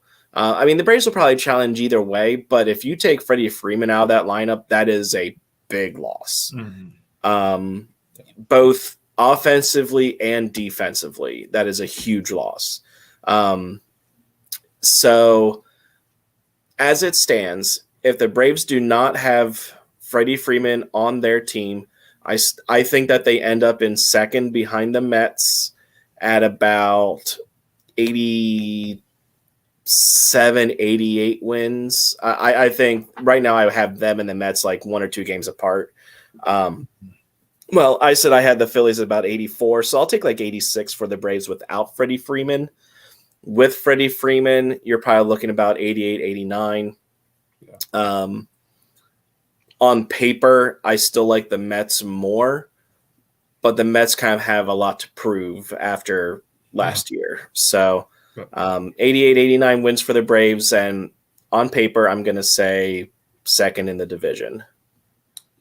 Yeah, the Mets, after that massive free agent spending last year and then to fall as flat as they did, the Mets are going to be the team that has to prove what they have. More than I think any other team in the division. So looking at the prospects, we know about Pache. I do think the bat's going to be a little bit better, but he's never been known to be a big bat guy. So I think eventually his role is going to be as the backup outfielder, the guy who comes in late as defensive substitution, because honestly, fielding wise, he's one of the best fielding prospects they've had since Andrew Jones in the outfield. He's got the speed to cover center field better than almost anybody other than maybe Michael Harris. Michael Harris is pretty fast too. But yeah, the bat. Now, when he did go back down to AAA last year, he did have a better year. I didn't have his numbers handy, but he definitely played better down at AAA. So I'm hoping that'll translate to better than Sub Mendoza like it was when he came up this year, because the Braves definitely need him to at least be a fourth outfielder, potentially a third outfielder. Langoliers is going to be a long time. He's going to be the catcher of the future for the Braves. It's not going to be Contreras. Langoliers, the Braves' plan so far is going to be to keep d'Arnaud and Pena up in the majors for a year or two, because they both signed 2-year deals or 1 year and an option. I can't remember which. And then Contreras will take one of the spots or come up as needed for injury coverage, etc. And then Langoliers will come up behind that. Because here's the thing. Defensively, Langoliers is ready. They want to give his bat more time at AA and AAA to get ready.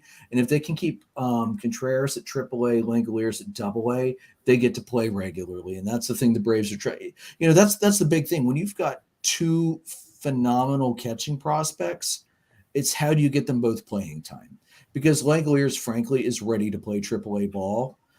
But if Contreras isn't going to be on the opening day roster, he'll be AAA, Langoliers will be AA, and vice versa. Now, the advantage here is the catching market sucks.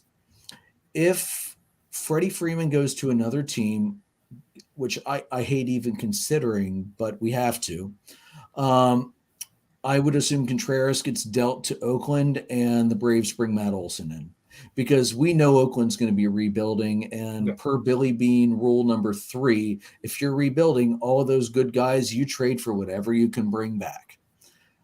So, Jason, that's my guess, is if Freddie goes somewhere else, which truthfully, I still think Atlanta's the front runner until I see otherwise. And now that the DH is confirmed, I think from what I was reading, the biggest issue with Freddie and the Braves wasn't money, it was length of contract. So with the DH coming, you can then pencil Freddie in the last 2 years of his contract into the DH when he can't field anymore. So I think once things reopen, with the DH in, I think that's going to knock that last barrier over, I hope, and bring Freddie back for whatever damn money he wants. So the big thing, Jason, with the prospects, Pache, Drew Walters, and Michael Harris, They are all phenomenal outfielders. And the crazy thing is, they could almost come up to the majors now and supplant what the Braves have. So Michael Harris in particular, he was the one who was hitting 400 in spring training last year that the Braves were like, we want to bring him up, but he really needs to be in Double-A because he just doesn't have the experience that we're ready to bring him up to the show yet. Michael Harris will be up late this year, I think. I know MLB says ETA 2023. I think he's going to be a September call-up, and I think he could potentially sneak in as a postseason call-up, kind of like we did with Dean last year for speed and for defensive replacement late in the game. You saw a lot of our top pitching last year because we had so many injuries. We got to see a little bit of Kyle Mueller. We got to see some Tucker Davidson. Here's the thing. The rotation right now, I fully expect Yanoa to go to the bullpen. He only has 2 pitches. He is a fastball slider guy. And a guy like that, that's either a long reliever or a 1-2 inning guy late to just get a lot of guys out because he struck out a ton of guys before he got hurt when he got pissed off and punched the water cooler. He definitely wasn't the same when he came back. Was he a little bit rushed? That's something that could be debated. But I think eventually we're going to see Yanoa in the bullpen, and I think we're going to see somebody. I think we're going to see potentially Tucker Davidson starting. I think we're going to potentially see Kyle Mueller as a starter. One name. Did you mention Ryan Cusick at all, Jason? Okay, so Ryan Cusick, he's probably still a couple years away. He was a single-A pitcher last year, but he was a high schooler they drafted, and he's got a really, really, really potent fastball with a good, I believe, slider curveball mix. So he's a guy to look out for in the next couple of years. The Braves will be looking to bring up first probably in the bullpen and then into the starting rotation. So, guys, I'm going to say it's still – I'm going to agree with Logan. It's still Atlanta's division. It is Atlanta's division until they're knocked off. They are the World Series champions, and, they're going to be treated like that everywhere they go this year. The thing I'm most curious about, this is still a young team.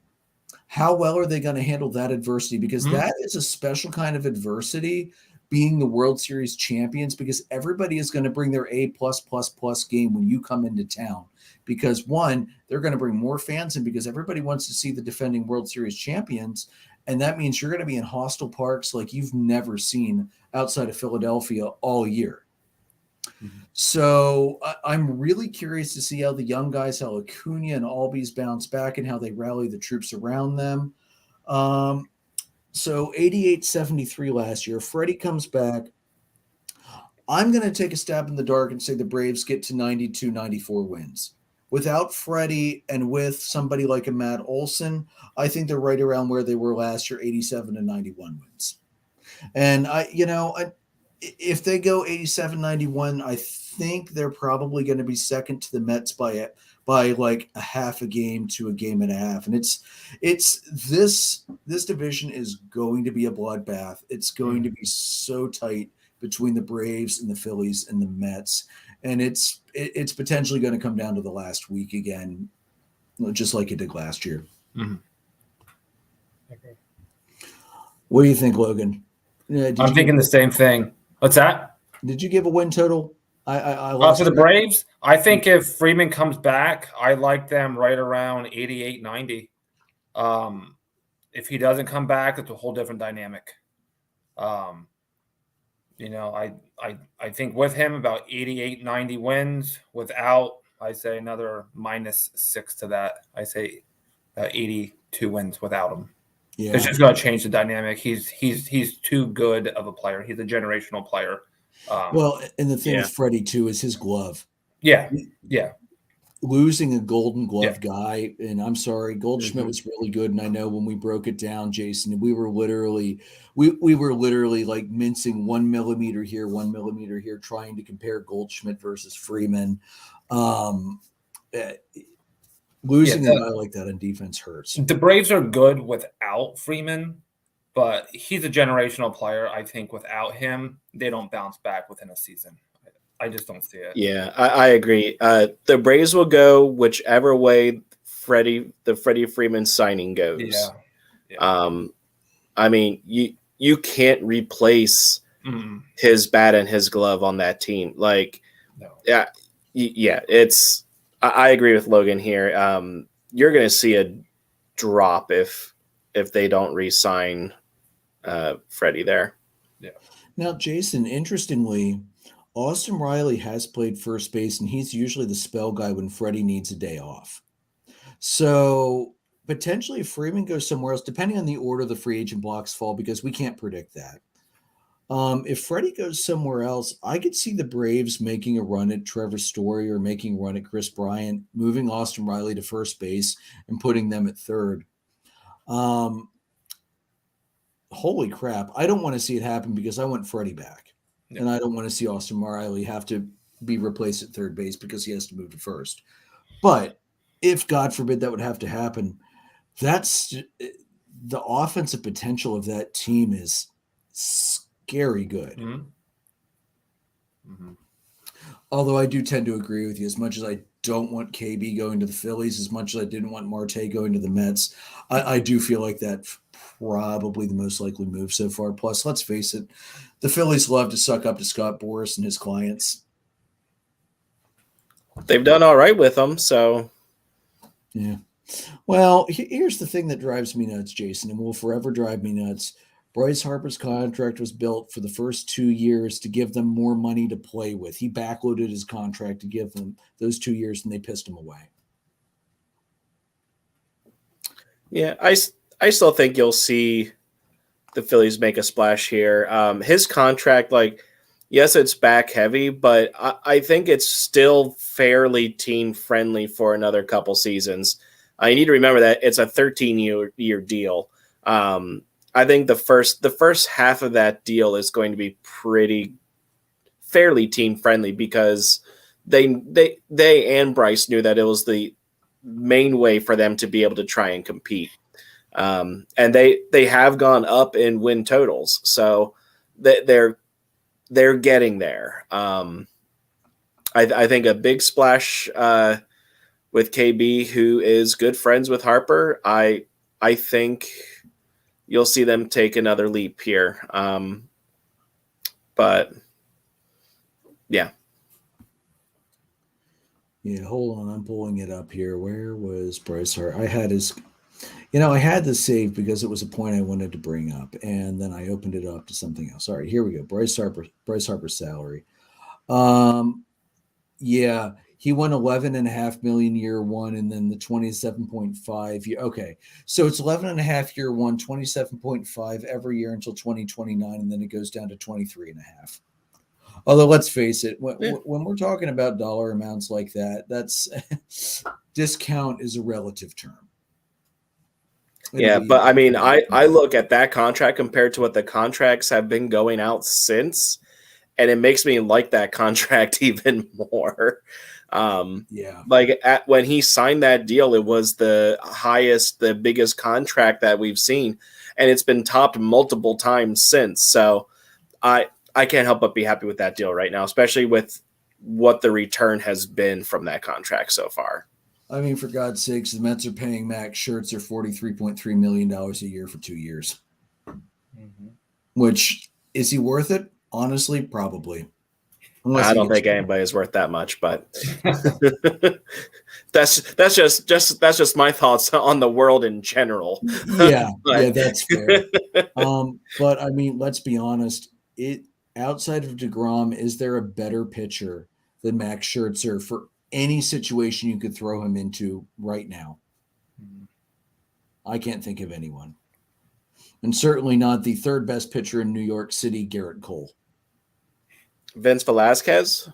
I was really hoping the Phillies would sign Vinny Velo back so we could beat the shit out of him again. No chance that was going to happen. I knew there was no chance. It was a deep-seated wish because the Braves always beat the ever-loving shit when he would come into play. It was so wonderful to watch. Most teams did. Yeah, that's true. Not just the Braves. Yeah. But come on. I watch the Braves more than anybody else. And every time he came in, I was like, all right, here comes 3 or 4 runs at least for Atlanta. Well, there goes one. There goes two. Yep, here we go. That goes back to why can't Girardi pull a guy when he knows he has nothing left? You talked about having just one or two pitches. That was Vince. Did Vince have two? Because I got to tell you, the only thing when I think of Velasquez, I know he had the slider and the curve, but I never thought of them as good enough pitches to be there. Whereas his fastball was his bread and butter. I'd say it was his fastball and his slider were the two best ones that he had there. Excuse me, I remember it was only within the last 4 or 5 years that he had 16 strikeouts in a game. It's funny, Jason. One of the registrars at the hospital we used to work at, Merle told me when Vinny came up, he said, keep an eye on this guy. You're probably going to want to pick him up for your fantasy team because until hitters figure him out, he's going to dominate. And you know what? For a year and a half, Merle was 100% on point. Then after that, I'm glad I dropped him and went to other options because that was about the point where hitters figured him out. Oh man, it's going to be a fun season if we can ever get it going. If the MLBPA and the owners can ever just get this damn thing done. I am so excited to watch the NL East this year, and it's going to be this is going to be the year where where we're probably all going to be just continuously chewing down a bottle of Tums because it's just going to be that tight all year. Mm-hmm. I'm excited. Me too. Get the deal done. Yeah, please, for the love of God, get the deal done. Get the deal done. I just want to see baseball. Mm-hmm. And let's face it. If we have to cancel regular season games, it's going to be more detrimental than 1994 was to hurting the popularity of baseball. Yeah. I think you're going to see fans get more upset and refuse to support the owners. It's not so much that they would be upset with the players. They would be trying to stick it to the owners. And where's the way that you stick it to the owners? In their wallets, through ticket sales and merchandise. Yep. So that's where you're going to see the game really suffer is people just aren't going to support the league. And let's face it, there's already so many places to get third-party knockoff jerseys now. Like they're already taking a huge hit in merchandise sales because of that. And the players, when they do their ball signings and stuff in the offseason, they do that through their agent. That doesn't go to the team at all. That goes entirely to the agent, to the player. So, all right, guys. Any other thoughts on the World Series champion Atlanta Braves, who actually know how to touch home plate in Atlanta? Yeah, hopefully they aren't the World Series champions after this next year. Back to back, baby, back to back. Because remember, as you said, it's not a homer pick when, damn it, they actually did it. It's still a homer pick, but you can't blame it, though. No, I sure can't. Logan, I think we need to soon call here so I can go pick up the dead horse outside from the Alec Boehm deal. Oh, no, that dead horse is going to get beaten more because until we have actual baseball, what else do we have to talk about? Just bringing up Joe's comments quick. He thinks the Braves need more from starters 3 through 5 without stupid injuries. Joe, I think to that point, I think you're forgetting about Ian Anderson. We would love to see more out of him, but I think his progression is coming along just fine. A lot of the down points last year were right around that injury he had. And then once he came back off the injury and the Braves gave him that extra week down in AAA to do one more rehab start, he came up fine and pitched fantastic in the postseason. So I'm not really worried about that. Joe also brought up the Acuna comeback, when and how good. Again, it's an ACL. It's not an Achilles. Thank God. I hope I don't see Mike Soroka try to come back next year. The Brave, even if this Achilles rehab part 2 goes really well, the Braves need to say to Soroka, no, you are not coming back out in the mound to try and pitch. We're not bringing you in for anything. We will suck up your contract this year and pay you what you are owed. We want to see what you can do in spring training next year because They need to give him a full year off to get that Achilles once again re-repaired, fully rehabilitated, and also make sure there's better ramps in the clubhouse so he doesn't hit a step the wrong way and hurt it again. And then Joe saw a fun question on Twitter today. Who's going to play more games this year, Ronald Acuna Jr. or Mike Trout? Personally, I think it's going to be Acuna. The ACL injury last year was a fluke trying to make a fielding play. And as we've seen from football players, ACLs are not the death knell that they were years ago. So I think Acuna is going to recover just fine. I know it's a different sport. It's kind of an apples to orange comparison. But let's face it, Mike Trout hasn't played a long season in years. So I think it's going to be Ronald Acuna Jr. And I'm even going to make the prediction now. Acuna is going to be the comeback player of the year for the NL this year. Do we have a timetable for return for both players? I don't know about Trout. I'll be honest. I don't follow the Angels enough to keep an eye on when Trout's going to come back. Acuna is expected to be able to swing in spring training. I don't believe he has been cleared to field yet. So I think the Braves are still going to be conservative and probably keep him out for half of April or all of April and let him come back in May. But with universal DH, they could potentially bring him back halfway through April and let him just start slowly swinging and getting back into it. And then in May, once he's fully ready to go again, back in the field.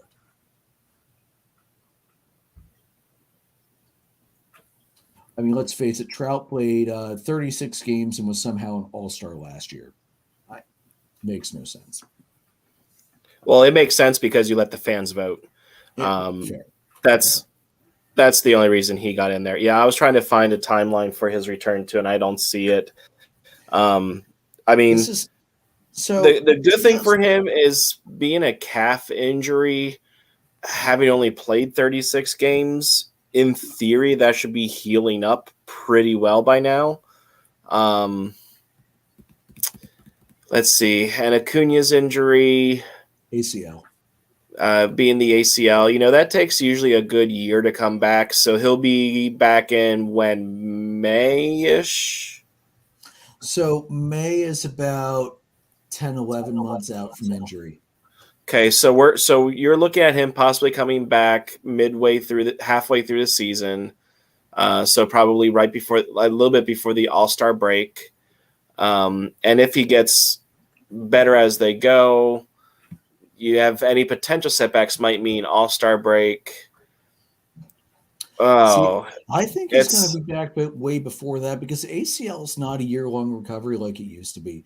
ACL is more like 9 to 11 months now. Yeah, I think he'll be back in May or maybe June.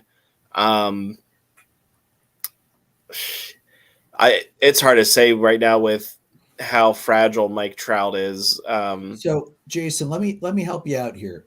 2012, Trout played 139 games. 13 and 14, 157. 15 and 16, 159. And then the injury started. 114 and 17, 140 and 18, 134 and 19. Now, he did play most of the shortened season, 53 and 20, and then 36 and 21. Okay. So it looks like he has an injury, bounces back. You know what? Just because he's a Delaware guy or New Jersey guy, and because Acuna will be coming back May to June, I'll take Mike Trout in that bet. What do you think, Logan? Oh, man. I think Acuna plays more games than Trout does. Yeah. Andrew, put this as a reminder in your phone to check like the end of next season. Like find the last day of the season and put a reminder in your phone to check games played. Yeah, I'll do that because I already have a couple reminders set because I know you and Joe are going to forget to remind me about the 20th anniversary of backyard baseball. So trust me, I've got reminders set. And for record, Jason, Vinland, New Jersey, not Delaware. Yeah, that I changed. I said Delaware, then I changed it to New Jersey. Millville. Yeah. And Logan, while we have you here, I meant to bring it up earlier and completely forgot about it. The Tyler Skaggs case is going on right now. Died after an overdose. And Matt Harvey is getting dragged into as potentially a guy who was supplying Percocets to Skaggs and may have potentially contributed to death. They're not really willing to say that because the death looks like it was probably a fentanyl overdose, not the Percocet. Like the fentanyl just pushed it over the edge. Correct. Did you guys have an inkling of issues like this to come when Matt Harvey was pitching for the Mets? Because I remember when Harvey came up, I thought he was going to be an ace there for a long time. Then he got hurt and he just fell on his face and never was really ever able to recover from that. And now that this has come out that he may have been supplying opioids to other players, it makes me ask myself, was he abusing opioids himself, and did that, potentially cause a downfall for him? Is that something you noticed? When he first came up, he was lights out as a pitcher. I mean, he was phenomenal. He was supposed to be the next best thing in New York. Obviously, his ability, his numbers, statistics flattened out considerably to where, you're questioning, is he healthy? Is he injured? What's going on with him? Of course, there were always rumors of him being kind of the partying type and maybe not real committed to winning. And of course, there are rumors, and I don't like to talk about somebody that I don't know, but I guess that was the rumor around New York, that he wasn't real committed to winning, or his teammates. But the numbers themselves really dropped off. I mean, you could see that. Yeah, I mean, his first 3 years with the Mets, he was putting up sub 2 ERA, like 273, 227, 271. Then after that, he's never had an ERA under 4. No. 4.86, 6.7, 4.97, 4.5, 7.11, and 6.27 last year with Baltimore. Now, granted, Baltimore gave him no run support, but when you're giving up 6 runs per 9, it's going to take an all-star team to give you enough run support to get wins. Yeah. So his ability declined drastically. Now, for whatever the cause, I have no idea, but you could see his ability just drop drastically. Yeah, and that's a real pity to see, because those first 3 years were incredible. Yeah. I mean, figure between having him, Syndergaard, and even Mats. Yeah. I mean, he struck out 191 and 188 guys in his 2 best seasons. And his All-Star year in 2013, he was 4th place in the Cy Young vote. I mean, talk about, Logan, when me and Jason and Joe were talking about the Hall of Fame ballot and guys that had that short peak, would it be enough? And as it turned out, for all the guys this year, no, it absolutely wasn't enough, because they all got kicked right off the ballot. We talked about incredible guys in the short peak, but then doing nothing. I mean, he's another guy like that. Now, he's definitely not going to be on a Hall of Fame ballot in the future. I think it's been well determined that that's not going to happen. I mean, his career WAR at this point, I think, is like 9 something. Yeah, 9.1. But it's just a pity to see that happen to a guy that had so much potential coming up. Yeah, it's sad to see. I mean, think about let's just roll the Wayback Machine for a second. Think about what could have been had that not happened. You would have Matt Harvey, Thor, DeGrom, Matt's potentially still. Mm-hmm. And, if you still picked up shirts or just for the hell of it, that would be potentially the deadliest rotation in the history of baseball. I agree. Yeah. And Wheeler was on the back end of that too. Wheeler was. Yeah, you're right. I know. Wheeler has an amazing season in Philadelphia, and you forget he played for the Mets beforehand. Granted, he was a lot more injury prone with the Mets than he was with the Phillies. Yeah, that's insane. All right, guys, do you have any more thoughts for what should be the absolute best division in the major leagues in the 2023 season, if God forbid we're allowed to play it? Get the deal done so we can watch some baseball. Absolutely. Yeah. All right. Yeah, like I said, guys, I am so excited for 2023. This is going to be one of the best races we have seen in a long time, and it will be an absolute bloodbath, and it's going to be a lot of fun to watch. And Logan, if I forget to send you a message later at like trade deadline or a little after, shoot me a message. I'd love to have you back on after. I will. Yeah, so we can get like a mid-season report. That would be a lot of fun to have you back on. Perfect. I would love it. Yeah, Andrew, Jason, I appreciate it. Thank you for having me on. Yeah, this has been great. Yeah, thanks for joining, Logan. It was a lot of fun getting to meet you and hear an outsider as far as the division goes. Not Phillies or Braves, give some input and insight on their team and the rest of the division. Absolutely. This could also be a lesson in diversity. We have a Mets fan, a Braves fan, and a Phillies fan all getting along. How about that, right? Yeah, I mean, that's like I shared the original videos saying, a Phillies fan, a Braves fan, a Mets fan talk about the division. What could possibly go wrong? Right? But it was this is great, and I think I feel like that we there's different opinions of each of our fan bases, and I feel like that all three of us kind of break that stereotype. Yes. I mean, Jason, let's face it, there are not a lot of Phillies fans I can stand to do a year-long podcast with. But because you're actually willing to look at the numbers and begrudgingly concede when your team is not doing what it needs to, like when it plays shitty teams like the Diamondbacks and the Rockies. And I put the Rockies on us too, because my God, what the hell was that crap last year? Yeah, the Diamondback series led to probably my biggest rant last year. I think we opened up that show where you and Joe just sat back and were like, all right, Jason, just let it out, have your go. And I did not hold back any punches against the Phillies there. Jason, that rant, I think, was a solid 25-minute rant on the state of the Phillies, why they suck against lesser competition because they play down every time. And my God, why has ownership ignored the bullpen for 5+ years? That was among the most brilliant rants of the year. And honestly, one of the best rants we ever had on the podcast.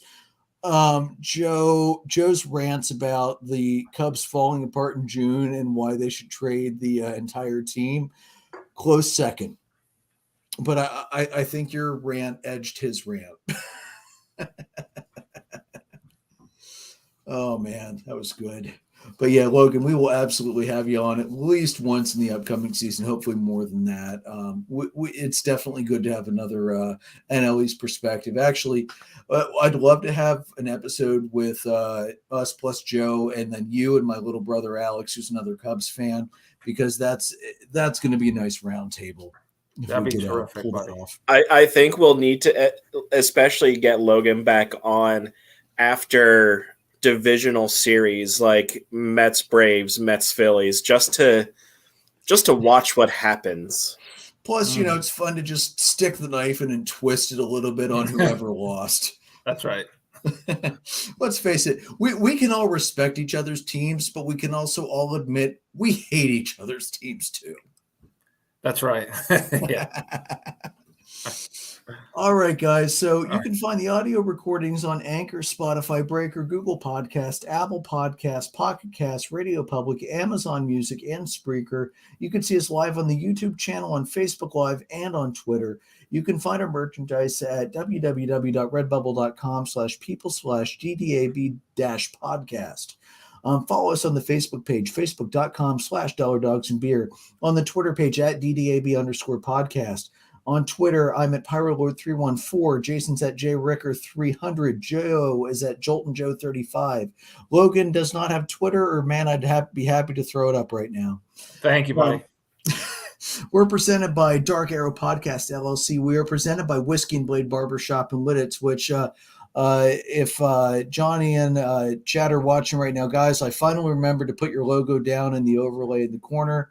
I love you guys. And Johnny, I'll see you tomorrow when you come cut my hair because, my God, it needs it badly. Guys, may your dogs always cost $1. May your beer always be cold. Have a good night. Have a good night, guys.